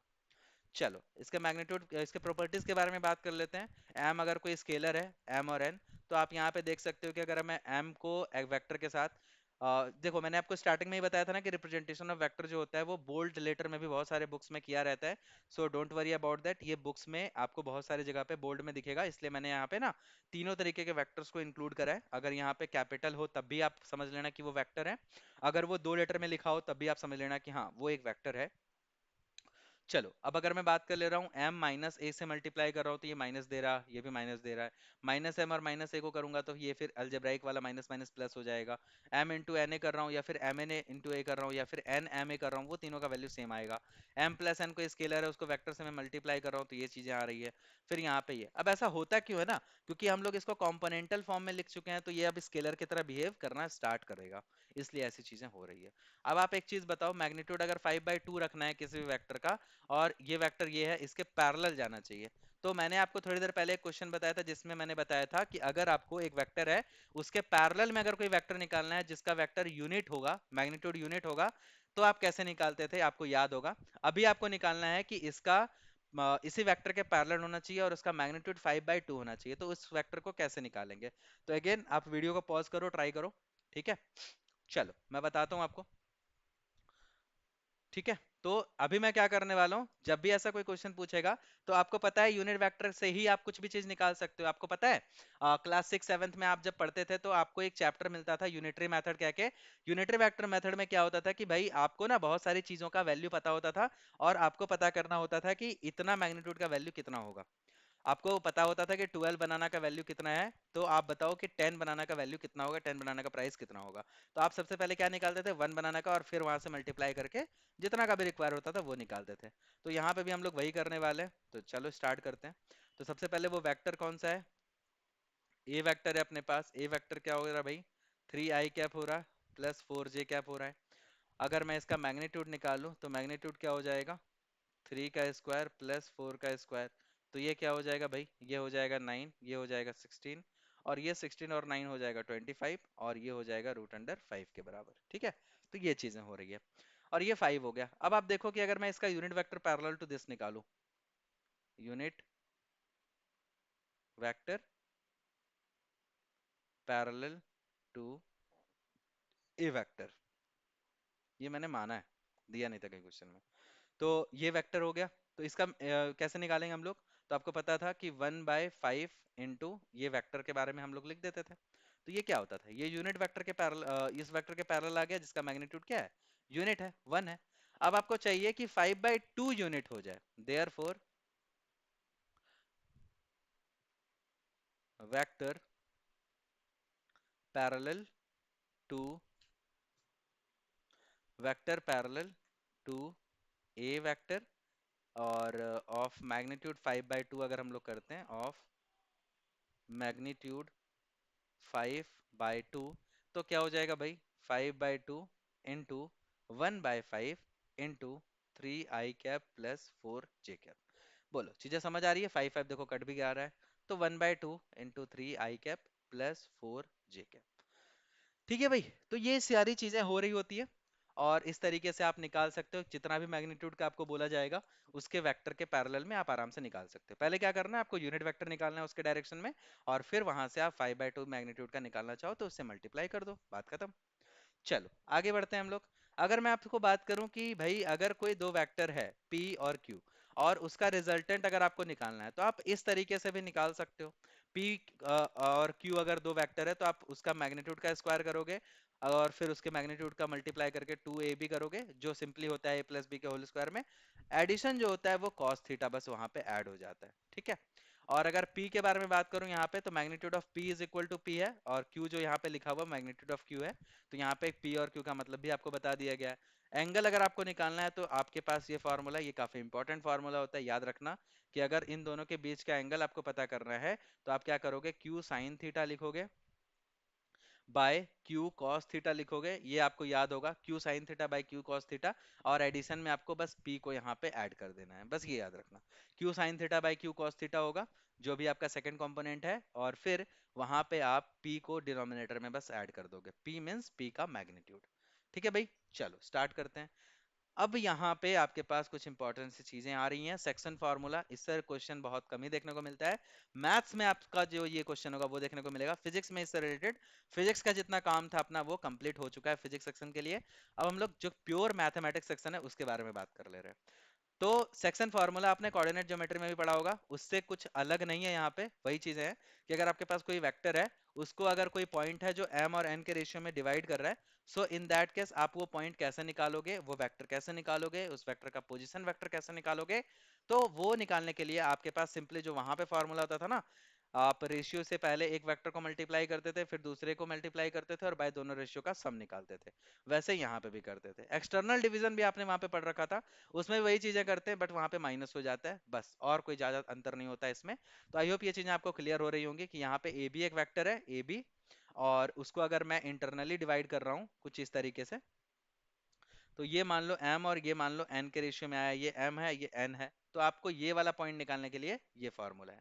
और अगर आपके पास कोई वेक्टर है ए बी कुछ इस तरीके से यहाँ पे, और इसे ना हम लोग एक्सटर्नली डिवाइड कर रहे हैं, मतलब m बड़ा है और n उससे भी बड़ा है या n उससे छोटा है बट बाहर डिवीजन कर रहा है, मतलब ए बी अपने पास इतना ही है और हम लोग एक्सटर्नली डिवाइड कर रहे हैं, मतलब ये बाहर चला गया वेक्टर के बाहर। तो इन दैट केस आप यहाँ पे ये वाला फॉर्मूला का यूज करके इस पॉइंट को निकालोगे जिस पॉइंट से वो, सॉरी इस पॉइंट को निकालोगे जिस पॉइंट पे वो डिवीजन कर रहा है। ठीक है भाई, चलो एक क्वेश्चन करते हैं। बोला जा रहा है पॉइंट पोजीशन वेक्टर निकालना है उस पॉइंट का जो ए और ये बी को इंटरनली एंड एक्सटर्नली डिवाइड करता है 2:m के रेशियो में। तो देखो यहाँ पे जो आपके पास पहला पॉइंट था वो क्या था भाई, 2a-3b था, और b जो अपने पास पॉइंट था वो है अपने पास 3a-2b, और यहाँ पे m और n का जो रेशियो दिया हुआ है वो कितना दिया हुआ है भाई, 2:3। अगर मैं इंटरनली बात कर लूं, पहले इंटरनली मैं बात कर लूं, तो इंटरनली क्या होगा भाई, इंटरनली क्या होता है फॉर्मूला, इंटरनली होता है 3 इंटू ये a हो जाएगा प्लस 2 इंटू ये b हो जाएगा बाय 3 + 2 हो जाएगा। तो अगर मैं 3a + 2b यहाँ पे करूँ, तो a का वैल्यू क्या है भाई, a का वैल्यू यहाँ पे क्या हो रहा है, a का वैल्यू हो जा रहा है 2a - 3b, और प्लस यहाँ पे हो जा रहा है 2 के साथ 3a - 2b, और बाय हो जा रहा है 5। तो यहाँ पे अगर आप ऐड करते हो इसको, तो 2a - 3a, 2a × 3a हो जाएगा 6a -9b +6a, और फिर -4b। ठीक है, और यहाँ पे नीचे में 5 आ रहा है, 6a और 6a ऐड होकर के क्या हो जाएगा भाई, 12a हो जाएगा, और -9a और -4a यहाँ पे 13b हो जाएगा, और बाय यहाँ पे 5 हो गया। तो ये आपके पास क्या हो जा रहा है भाई, ये आपके पास हो जा रहा है इंटरनली डिवीजन का जो वेक्टर हो रहा है ना वो आ जा रहा है, 3 × 2 = 6, 3 × 2 = 4। ठीक है भाई, 6 से और 6 से करेंगे तो 12 हो जा रहा है, और ये आपके पास 9 और 4 13 हो जा रहा है।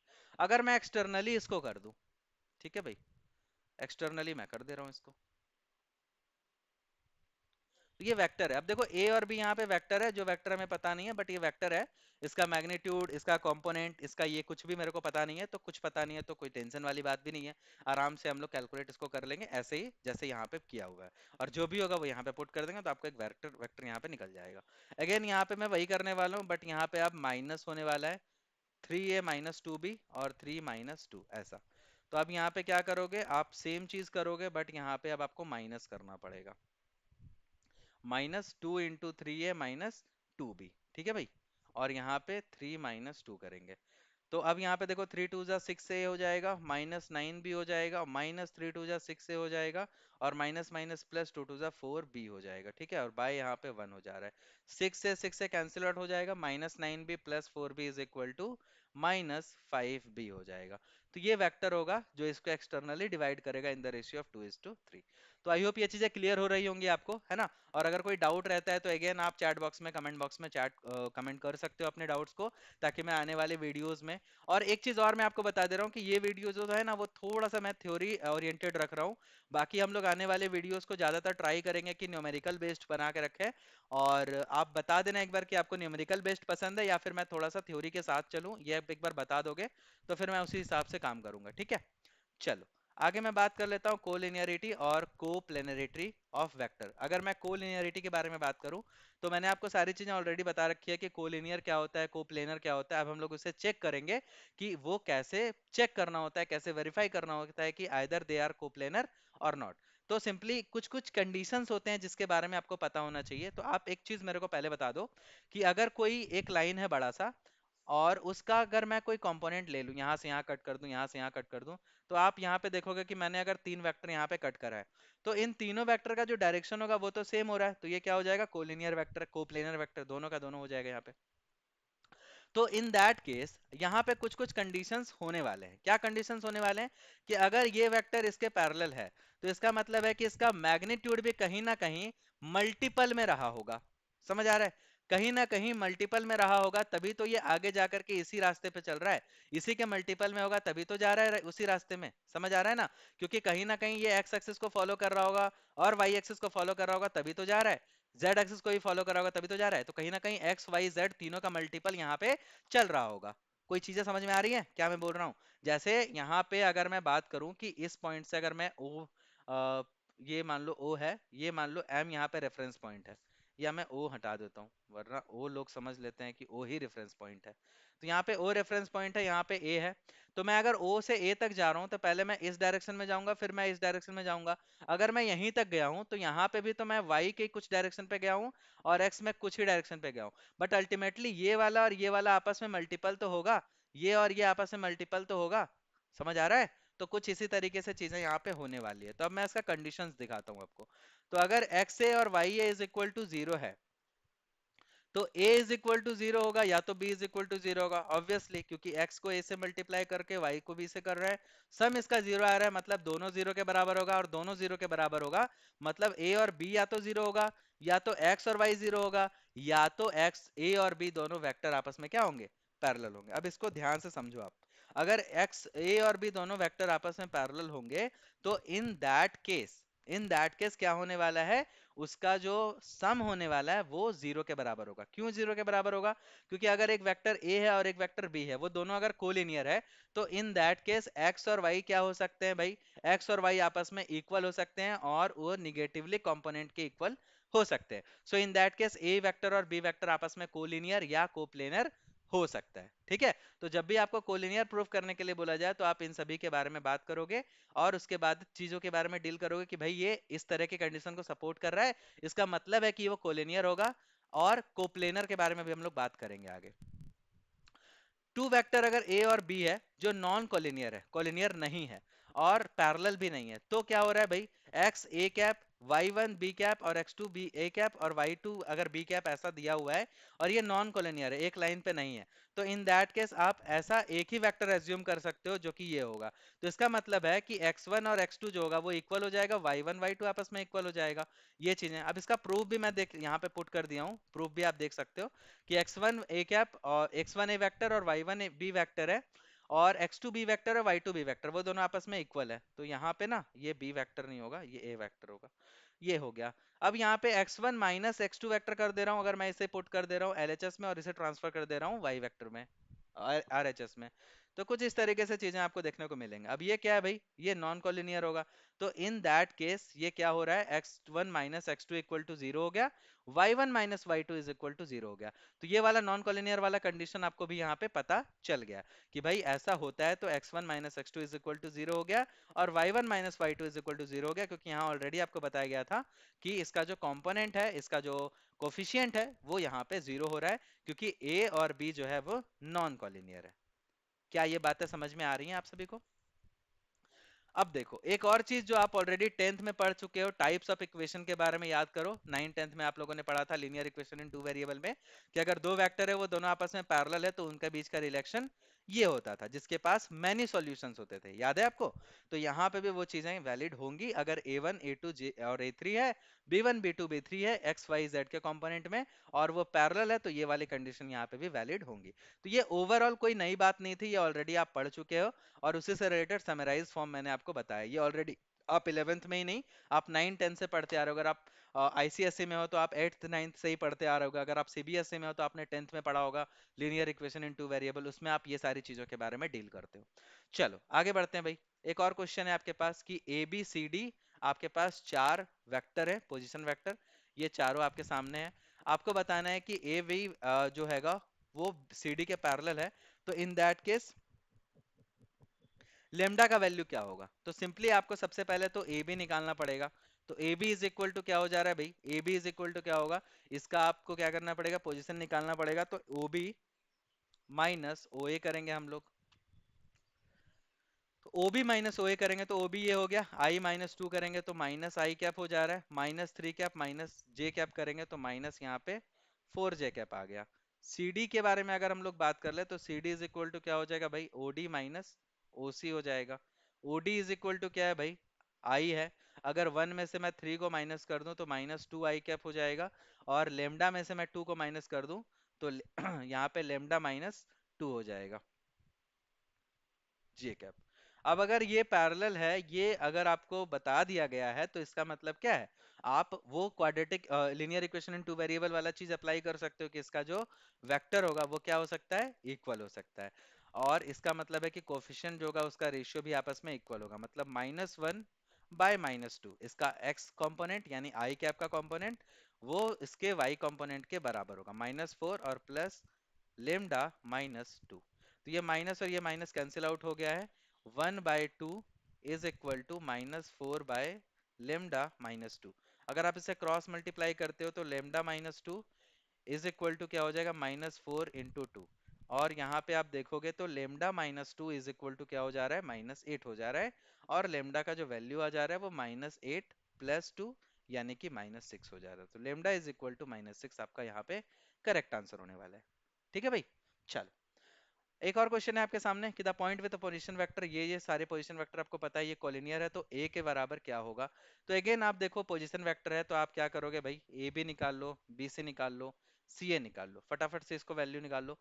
आप साथ में ना चैट बॉक्स में कमेंट करते जाना, मैं बार बार नहीं बोल रहा हूँ, तब आपको याद रहेगा, तभी आपको अल्टीमेटली इस चीज का भरपूर फायदा हो पाएगा। इस चीज को दिमाग में रखना आप लोग, ठीक है। चलो अगर मैं ए बी निकालूं तो बी माइनस ए करूंगा तो 40 माइनस सिक्सटी मतलब माइनस ट्वेंटी आई कैप हो गया, माइनस एट और माइनस थ्री हो जाएगा, माइनस इलेवन जे कैप हो जाएगा। अगर मैं बात कर लूं बी सी के बारे में तो A minus forty I cap हो जाएगा भाई, और माइनस फिफ्टी टू, और बी सी निकाल रहा हूँ ना तो माइनस फिफ्टी टू और माइनस ऑफ माइनस यानी plus forty eight, plus eight हो जाएगा तो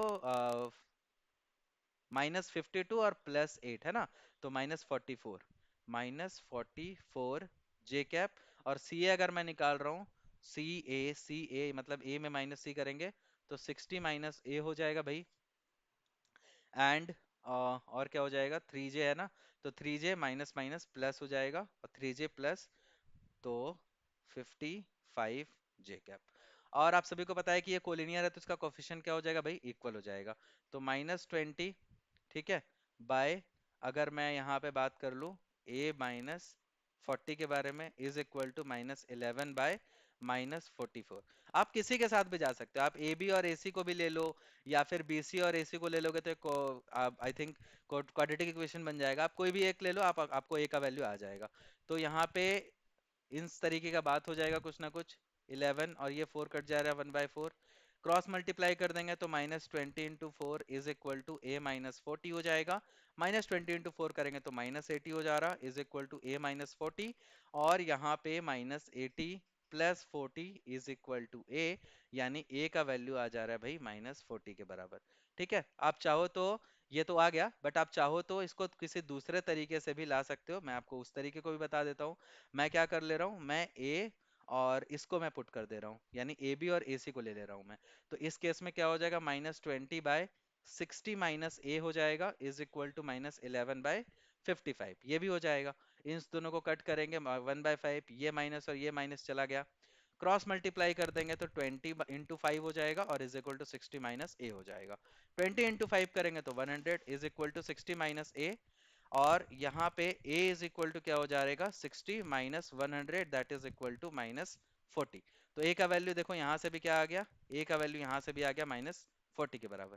तो आप इससे इससे भी चाहो तो कैलकुलेट कर सकते हो, इससे इससे भी चाहो तो कैलकुलेट कर सकते हो। आप चाहो ना तो बीसी और एसी को भी आप यूज करके कैलकुलेट कर सकते हो, बट इस केस में यहाँ पे क्वाड्रेटिक इक्वेशन का फॉर्म बनने वाला है। ठीक है, तो ऐसे ही केसेस में यहाँ पे आप देखोगे कि आंसर अल्टीमेटली -40 आने वाला है। आप जैसे चाहो वैसे कैलकुलेट कर सकते हो। अब देखो बात कर लेते हैं कोप्लेनर वेक्टर का। हालांकि कोप्लेनर और कोलिनियर में ज्यादा अंतर नहीं होता है वेक्टर के फॉर्म में, बट अगर आप उसको वेरीफाई करना चाहते हो तो इन दैट केस उसमें थोड़ी सी चेंजेस आ रहती हैं आपके पास। आपको यहाँ पे एक नया चीज दिख रहा होगा, ये बक्सा टाइप का, बॉक्स टाइप का। अब ये बॉक्स क्या होता है? तो इसे हम लोग डिटर्मिनेंट बोलते हैं। ये मैट्रिक्स के वैल्यू को हम लोग कैलकुलेट करने के लिए इसका यूज करते हैं। बाकी इसका यूज कई तरीके से होता है। एरिया ऑफ ट्रायंगल निकालने के लिए आपको याद होगा, कोऑर्डिनेट ज्योमेट्री में हम लोग पढ़ते थे, एक लंबा सा फॉर्मूला होता था for the area of triangle, बड़ा लंबा सा 1/2 into x1 into y2 minus y3, इस तरह से करते करते इक्वल टू जीरो करते थे। तो वहां से हम लोगों के पास कोलिनियर का भी एक वहां पे फंडा निकलता था। बट ये वाला चीज क्या होता है ना, ये एक तरीके से आपको वॉल्यूम निकाल के देता है पैरेललोपाइप्ड। अब ये पैरेललोपाइप्ड क्या होता है? आपने देखा होगा कि भाई स्क्वायर बहुत सारे इकट्ठा कर देते हैं ना, तो वो क्यूब बन जाता है, याद है? स्क्वायर जो अपने पास होता था वो 2D सरफेस होता था। अगर हम लोग स्क्वायर को बहुत सारे इकट्ठा कर देते थे देन वो हमें क्यूब की तरह दिखने लग जाता था। अगर हम लोग रेक्टेंगल को कई सारे को एक्यूमुलेट कर देते थे तो वो अपने पास क्यूबॉइड दिखा देता था। उसी तरीके से पैरेललोग्राम बहुत सारा अगर हम लोग एक के ऊपर एक के ऊपर एक रख देंगे तो वो पैरेललोपाइप्ड हो जाएगा। और जनरली वेक्टर में हम लोग पैरेललोपाइप्ड का यूज करते हैं। तो आप खुद सोचो कि अगर एक पैरेललोपाइप्ड है तो वो कहीं ना कहीं 3D तो होगा, इसमें कोई शंका नहीं होनी चाहिए आपको। ये पैरेललोपाइप्ड है आपके पास, तो ये कहीं ना कहीं इसका वॉल्यूम जीरो तो नहीं हो रहा है, ये कहीं ना कुछ कंटेंट कर रहा है। तो अगर मैं मान लूं कि ये एक ऐसा पैरेललोपाइप जो एक ही प्लेन से बना है, एक ही प्लेन से बना है, तो क्या वो पैरेललोपाइप्ड एक्चुअल में होगा? नहीं होगा, क्योंकि एक क्यूब, एक स्क्वायर मिल करके क्यूब तो नहीं बना सकता ना। तो यहाँ पे एक प्लेन मिलके पैरेललोपाइप नहीं बना सकता। अब आप लोग बोलेंगे, इससे इसका क्या लेना देना है यहाँ पे?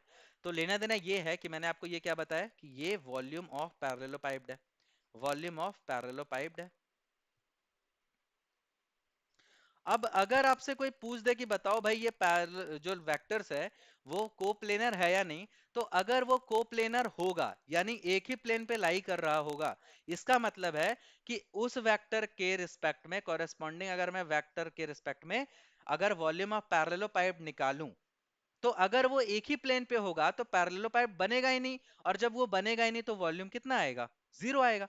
तो ऐसे केसेस में आपका ये जो कैलकुलेशन होगा वो जीरो के बराबर आने वाला है। समझ आ रहा है?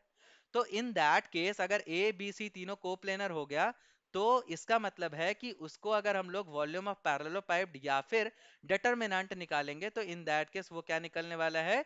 जीरो के बराबर निकलने वाला है। ठीक है भाई, तो ये होता है कोप्लेनर का कंसेप्ट। तो इन दैट केस आपको ये चीज समझ में आई होप आ गया होगा।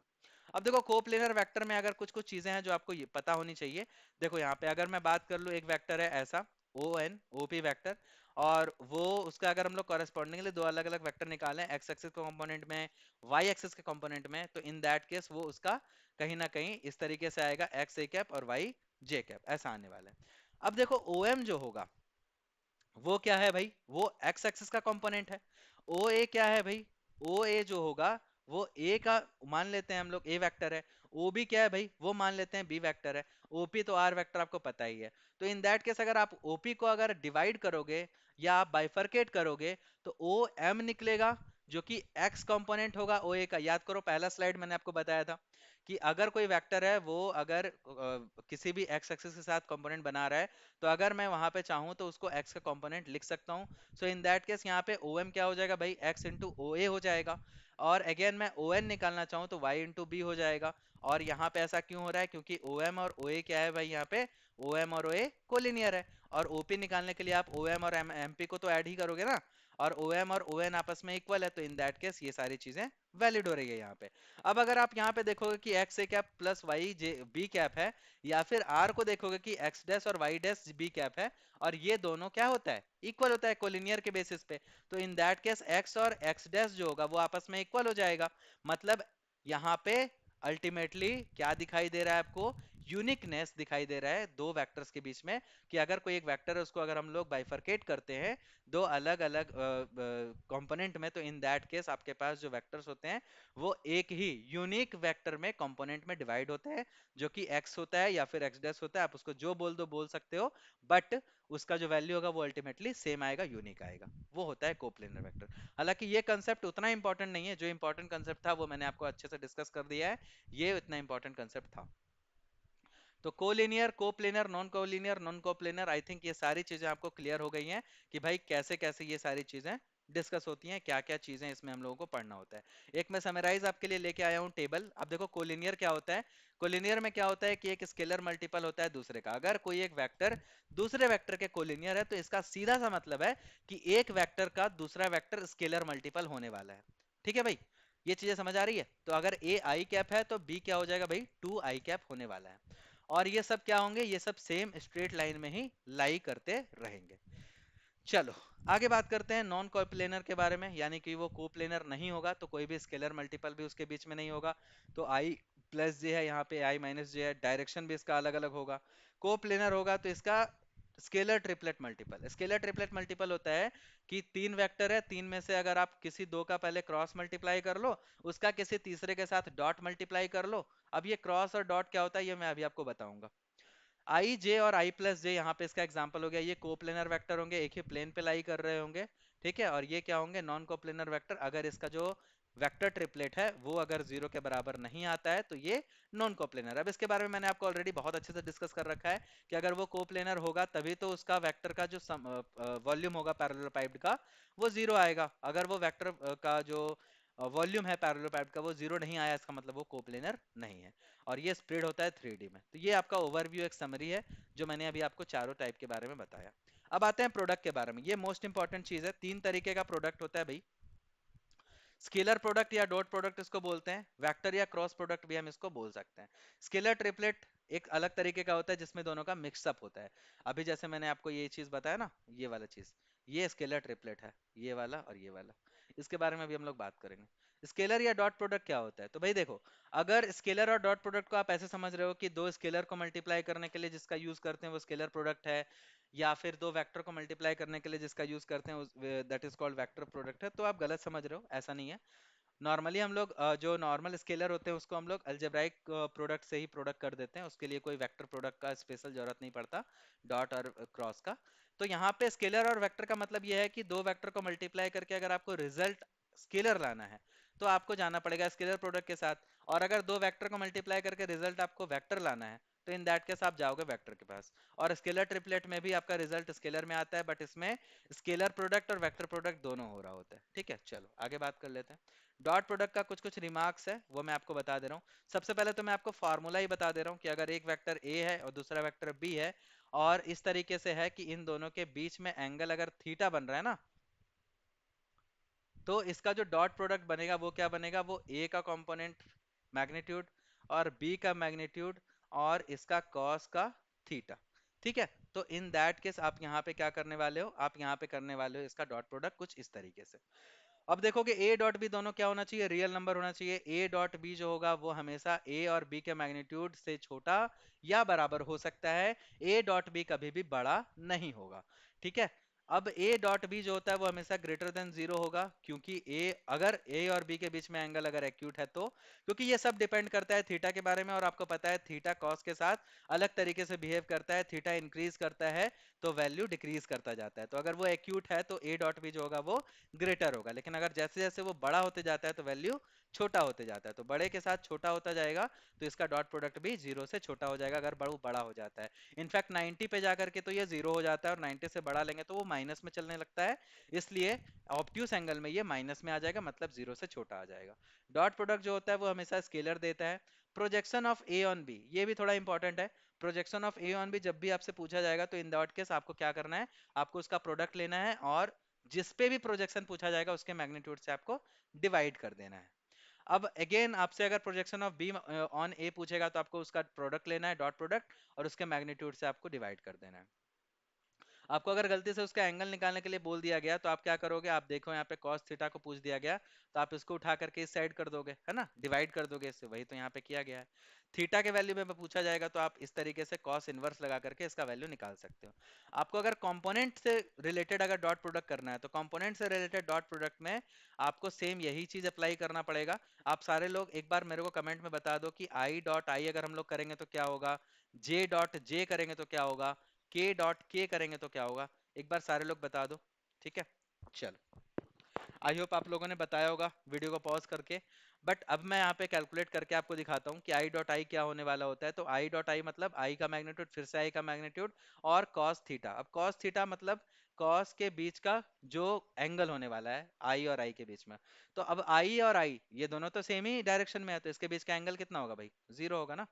तो आई का मैग्नीट्यूड वन, फिर आई का मैग्नीट्यूड ये भी वन, कॉस वैल्यू जीरो का वैल्यू क्या होता है वन, तो इसका वैल्यू क्या हो जाएगा भाई वन, यानी आई डॉट आई क्या होता है वन। सिमिलरली ये भी क्या होगा वन, ये भी क्या होगा वन।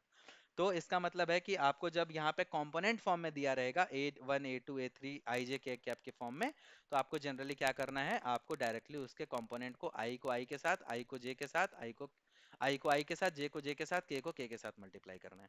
एक बार वापस से आप वीडियो को पॉज करके बता दो मेरे को कि जे और के का डॉट प्रोडक्ट कितना होगा, आई और के का डॉट प्रोडक्ट कितना होगा, जे और आई का डॉट प्रोडक्ट कितना होगा। ठीक है, ये कितना होगा। तो आप एक चीज देखो कि अगर हम लोग जे का डॉट प्रोडक्ट लेते हैं जे और के का, तो जे का मैग्नीट्यूड और के का मैग्नीट्यूड और साथ में इसके बीच का एंगल, तो जे और के आपस में क्या होता है, वाई और जेड का तो एक्सिस होता है ना, और वाई और जेड आपस में कितने डिग्री पे म्यूचुअली होते हैं इंक्लाइंड, तो 90 डिग्री पे होते हैं। तो cos 90 होगा ना यहाँ पे, और cos 90 होता है जीरो के बराबर, तो ये अल्टीमेटली पूरे को क्या बना देगा, जीरो बना देगा। तो कभी भी आई का किसी दूसरे कंपोनेंट के साथ मल्टीप्लीकेशन नहीं होता है, वो जीरो आ जाता है। तो आई का आई के साथ ही होगा, आई का जे के साथ नहीं होगा, आई का के साथ नहीं होगा, अगर आप करोगे भी तो वो जीरो आ जाएगा जिसका कोई वैल्यू नहीं होता है। ठीक है, तो इन दैट केस आप ऐसे तरीके से कर सकते हो। ठीक है, और अगर आपको थीटा निकालना है तो अगेन ए का मैग्नीट्यूड और बी का मैग्नीट्यूड से आपको डॉट प्रोडक्ट को डिवाइड देना पड़ेगा। तो कुछ इस तरीके से, तो ये सारी चीजें आपके लिए नई नहीं है, ये ऑलरेडी हम लोग कई बार इसको डिस्कस कर चुके हैं। चलो, स्केलर और डॉट प्रोडक्ट का कुछ कुछ प्रॉपर्टीज है, ये आप देख लेना कि सारा प्रॉपर्टीज आपको ऑलरेडी बताया हुआ है। कुछ कुछ प्रॉपर्टीज हैं जो आप यहाँ पे देखोगे कि फॉलो करते हैं, और कुछ कुछ प्रॉपर्टीज में से ऐसे हैं जो क्रॉस प्रोडक्ट में फॉलो नहीं करते बट इसमें फॉलो करते हैं।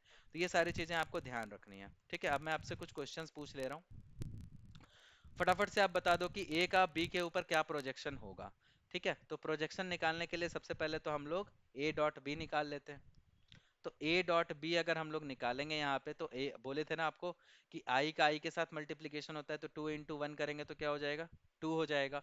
फिर प्लस थ्री इंटू टू हो जाएगा, तो थ्री टू जा सिक्स हो जाएगा। माइनस टू इंटू थ्री करेंगे तो माइनस सिक्स हो जाएगा। तो ठीक है, ये दोनों तो कैंसिल आउट हो गया, क्या बचेगा भाई टू। अब बोला गया प्रोजेक्शन भी निकालना है आपको। अब देखो टू आ गया तो आप साफ बता सकते हो कि ऑप्शन नंबर बी आपका करेक्ट आंसर होने वाला है, क्योंकि टू और किसी में नहीं है। अब आपको किसी से डिवाइड ही करना है, तो इसका मैग्नीट्यूड भी 14 ही होगा। बट मैं आपको और अच्छे से करके दिखा देता हूँ। जैसे यहाँ पे देखो आप, इसका मैग्नीट्यूड अगर मैं निकालूं ए का मैग्नीट्यूड, तो ये क्या होने वाला है भाई, ये होने वाला है टू का स्क्वायर यानी फोर, थ्री का स्क्वायर यानी कि नाइन, प्लस टू का स्क्वायर यानी कि फोर, यानी one by four, four eight nine 17, 17। ठीक है, चलो, और b का जो अपने पास वैल्यू होने वाला है वो क्या होने वाला है भाई, वो होने वाला है अपने पास वन, प्लस टू का स्क्वायर यानी कि फोर, प्लस थ्री का स्क्वायर यानी कि नाइन, और यहाँ पे अपने पास हो जाएगा नाइन फोर 13 और one 14। Okay okay, projection of O and B बोल रहा था ना, तो हम लोग यहाँ पे सिंपली क्या करेंगे, बी का मैग्नीट्यूड से डिवाइड करेंगे। वही मैं बोल रहा था 17 कहाँ से आ गया। तो ये इसको हम लोग मैग्नीट्यूड ऑफ बी से डिवाइड करने वाले हैं। सो टू बाय रूट अंडर 14 होने वाला है। ठीक है, तो यहाँ पे रूट अंडर 14 जो होगा वो बी का मैग्नीट्यूड से आपको हमेशा डिवाइड करना है। जब भी projection of A on B बोलेगा तो बी के मैग्नीट्यूड से डिवाइड, ए बोलेगा तो ए के मैग्नीट्यूड से डिवाइड करना है। अब ये देखो एक और चीज इंपॉर्टेंट है, जो वेक्टर को आपको निकालना है किसी दूसरे वेक्टर के अलोंग में, उसका कि उसका कंपोनेंट कितना होगा। अगर ए वेक्टर ए है, दूसरा वेक्टर बी है, तो उसका अगर आपको कंपोनेंट निकालना है किसी दूसरे वेक्टर के कंपैरिजन में, जैसे मान लो कि अगर एक वेक्टर है ये ए और एक दूसरा वेक्टर है मान लेते हैं बी, कुछ ऐसा, तो आप बोलोगे कि ये जो वेक्टर है ए, वो इस वेक्टर के कंपैरिजन में इसका कंपोनेंट कितना है, मतलब कैसा कैसा कंपोनेंट है इसका इस डायरेक्शन में। जैसे मैंने आपको बताया था ना कि अगर एक वेक्टर ये है तो इसको हम लोग दो पार्ट में डिवाइड कर सकते हैं, इसका एक्स कंपोनेंट, इसका वाई कंपोनेंट। तो एक्स कंपोनेंट ना लेकर के हम उसका ये वेक्टर के रिलेटिव में कंपोनेंट निकालेंगे। तो कैसे निकालेंगे? तो उसका फॉर्मूला ये है, मतलब कि अगर आपको अलोंग निकालना है, मतलब बी का अलोंग इस वेक्टर वेक्टर के डायरेक्शन में निकालना है कंपोनेंट, तो आप क्या करोगे, इन दोनों का डॉट प्रोडक्ट और इसके मैग्नीट्यूड का स्क्वायर करोगे। और याद होगा आपको, प्रोजेक्शन जब निकालते थे तो प्रोजेक्शन में एक ही बार डिवाइड करते थे, इसमें मैग्नीट्यूड के स्क्वायर से डिवाइड करेंगे और फिर उसको ए के रिस्पेक्ट में लिख देंगे। समझ आ रहा है? सिंपली आपको ए के रिस्पेक्ट में लिखना, मतलब ए वेक्टर के साथ में लिख देना होगा, क्योंकि A dot B by A square करोगे तो इससे कोई ना कोई स्केलर आएगा, और वहां से अगर आप ए को डिवाइड करते हो तो अल्टीमेटली आपको ये चीजें मिल जाएंगी। ठीक है भाई, समझ आ रहा है ये चीज? चलो, अब देखो, अब आपको बोला जा रहा है कि ए को और बी को यहाँ पे ए अलोंग बी कंपोनेंट में निकालना है। तो पहले तो आप ए डॉट निकाल लो, ए डॉट बी निकाल लो। ए डॉट बी क्या हो जाएगा, 4 इंटू, अब देखो यहाँ पे आई कैप है ही नहीं तो 4 इंटू 0 होने वाला है। फिर जे कैप बात करेंगे तो 6 इंटू जे कैप, यहाँ पे 3 है। इसके पास आई कैप नहीं है ए के पास, तो ए के पास आई कैप नहीं है, जे कैप नहीं है, सॉरी क्या है, के कैप नहीं है। तो यहाँ पे 4 के साथ 0 को मल्टीप्लाई करेंगे तो ये 0 हो जाएगा, ये 18 हो जाएगा, ये प्लस 0 हो जाएगा, मतलब a डॉट बी कितना आ गया भाई, 18 आ गया। अब इसको अलोंग b निकालना है तो आपको b का मैग्नीट्यूड भी निकालना पड़ेगा। तो b का अगर मैं मैग्नीट्यूड यहाँ पे निकाल लूँ तो 3 और 4 5 कंपोनेंट होता है, बट यहाँ पे मैं अच्छे से कैलकुलेट कर दे रहा हूँ। 3 का स्क्वायर प्लस 4 का स्क्वायर तो 9 प्लस यहाँ पे हो जाएगा 16 इज इक्वल टू क्या है भाई, 25 इज इक्वल टू हो जा रहा है 5। तो अब आप यहाँ क्या करोगे, कंपोनेंट अलोंग विथ बी निकालना है आपको। तो आप क्या करने वाले हो, ए डॉट बी करोगे, बाय मैग्नीट्यूड ऑफ बी का स्क्वायर करोगे और यहाँ पे बी वेक्टर लिख दोगे। तो ए डॉट बी 18 आया है, बी का स्क्वायर यानी कि 25 हो जाएगा, और बी वेक्टर यानी कि 3 जे कैप प्लस 4 के कैप आपके पास आने वाला है। तो ये ए जो होगा उसका अगर हम लोग बी के अलोंग में कंपोनेंट ढूंढेंगे तो ये 18/25 इंटू 3 जे कैप प्लस के कैप आने वाला है। ठीक है। अब एक क्वेश्चन ये मैं आपको फिजिक्स से रिलेटेड दे रहा हूँ, ये मैं आपको होमवर्क दे रहा हूँ, ठीक है। ये मैं आपको होमवर्क दे रहा हूँ, आप इसे घर पे ट्राई करना, ठीक है। और बताना मेरे को इसका होमवर्क, सारे लोग कमेंट बॉक्स में फटाफट से ट्राई करो वीडियो को पॉज करके। ठीक है भाई। सो हम लोग मिलते हैं नेक्स्ट क्लास में, बाकी और भी कुछ कुछ क्वेश्चंस हैं मेरे पास जो मैं आपको आने वाली वीडियोस में कराऊंगा। वीडियोस ऑलरेडी काफ़ी लंबा हो चुका है, अप्रोक्सीमेटली 2 आवर्स हो चुके हैं।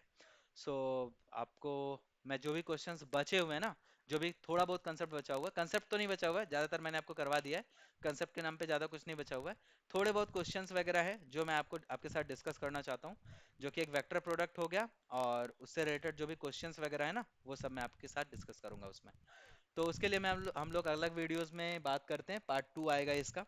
सो बहुत जल्द आएगा। सो इन दैट केस जो होमवर्क क्वेश्चन है ये, इसका आप लोग जल्दी से कमेंट बॉक्स में कमेंट कर देना, और एक बार मेरे को बता देना कि ये सब वीडियोस आपको कैसे लग रहे हैं, ताकि मेरे को भी अच्छा लगे, एंड फिर मैं आपको आने वाली इस वीडियोस में और आपके अकॉर्डिंग कंटेंट ला सकूं जो भी आपको चाहिए होगा।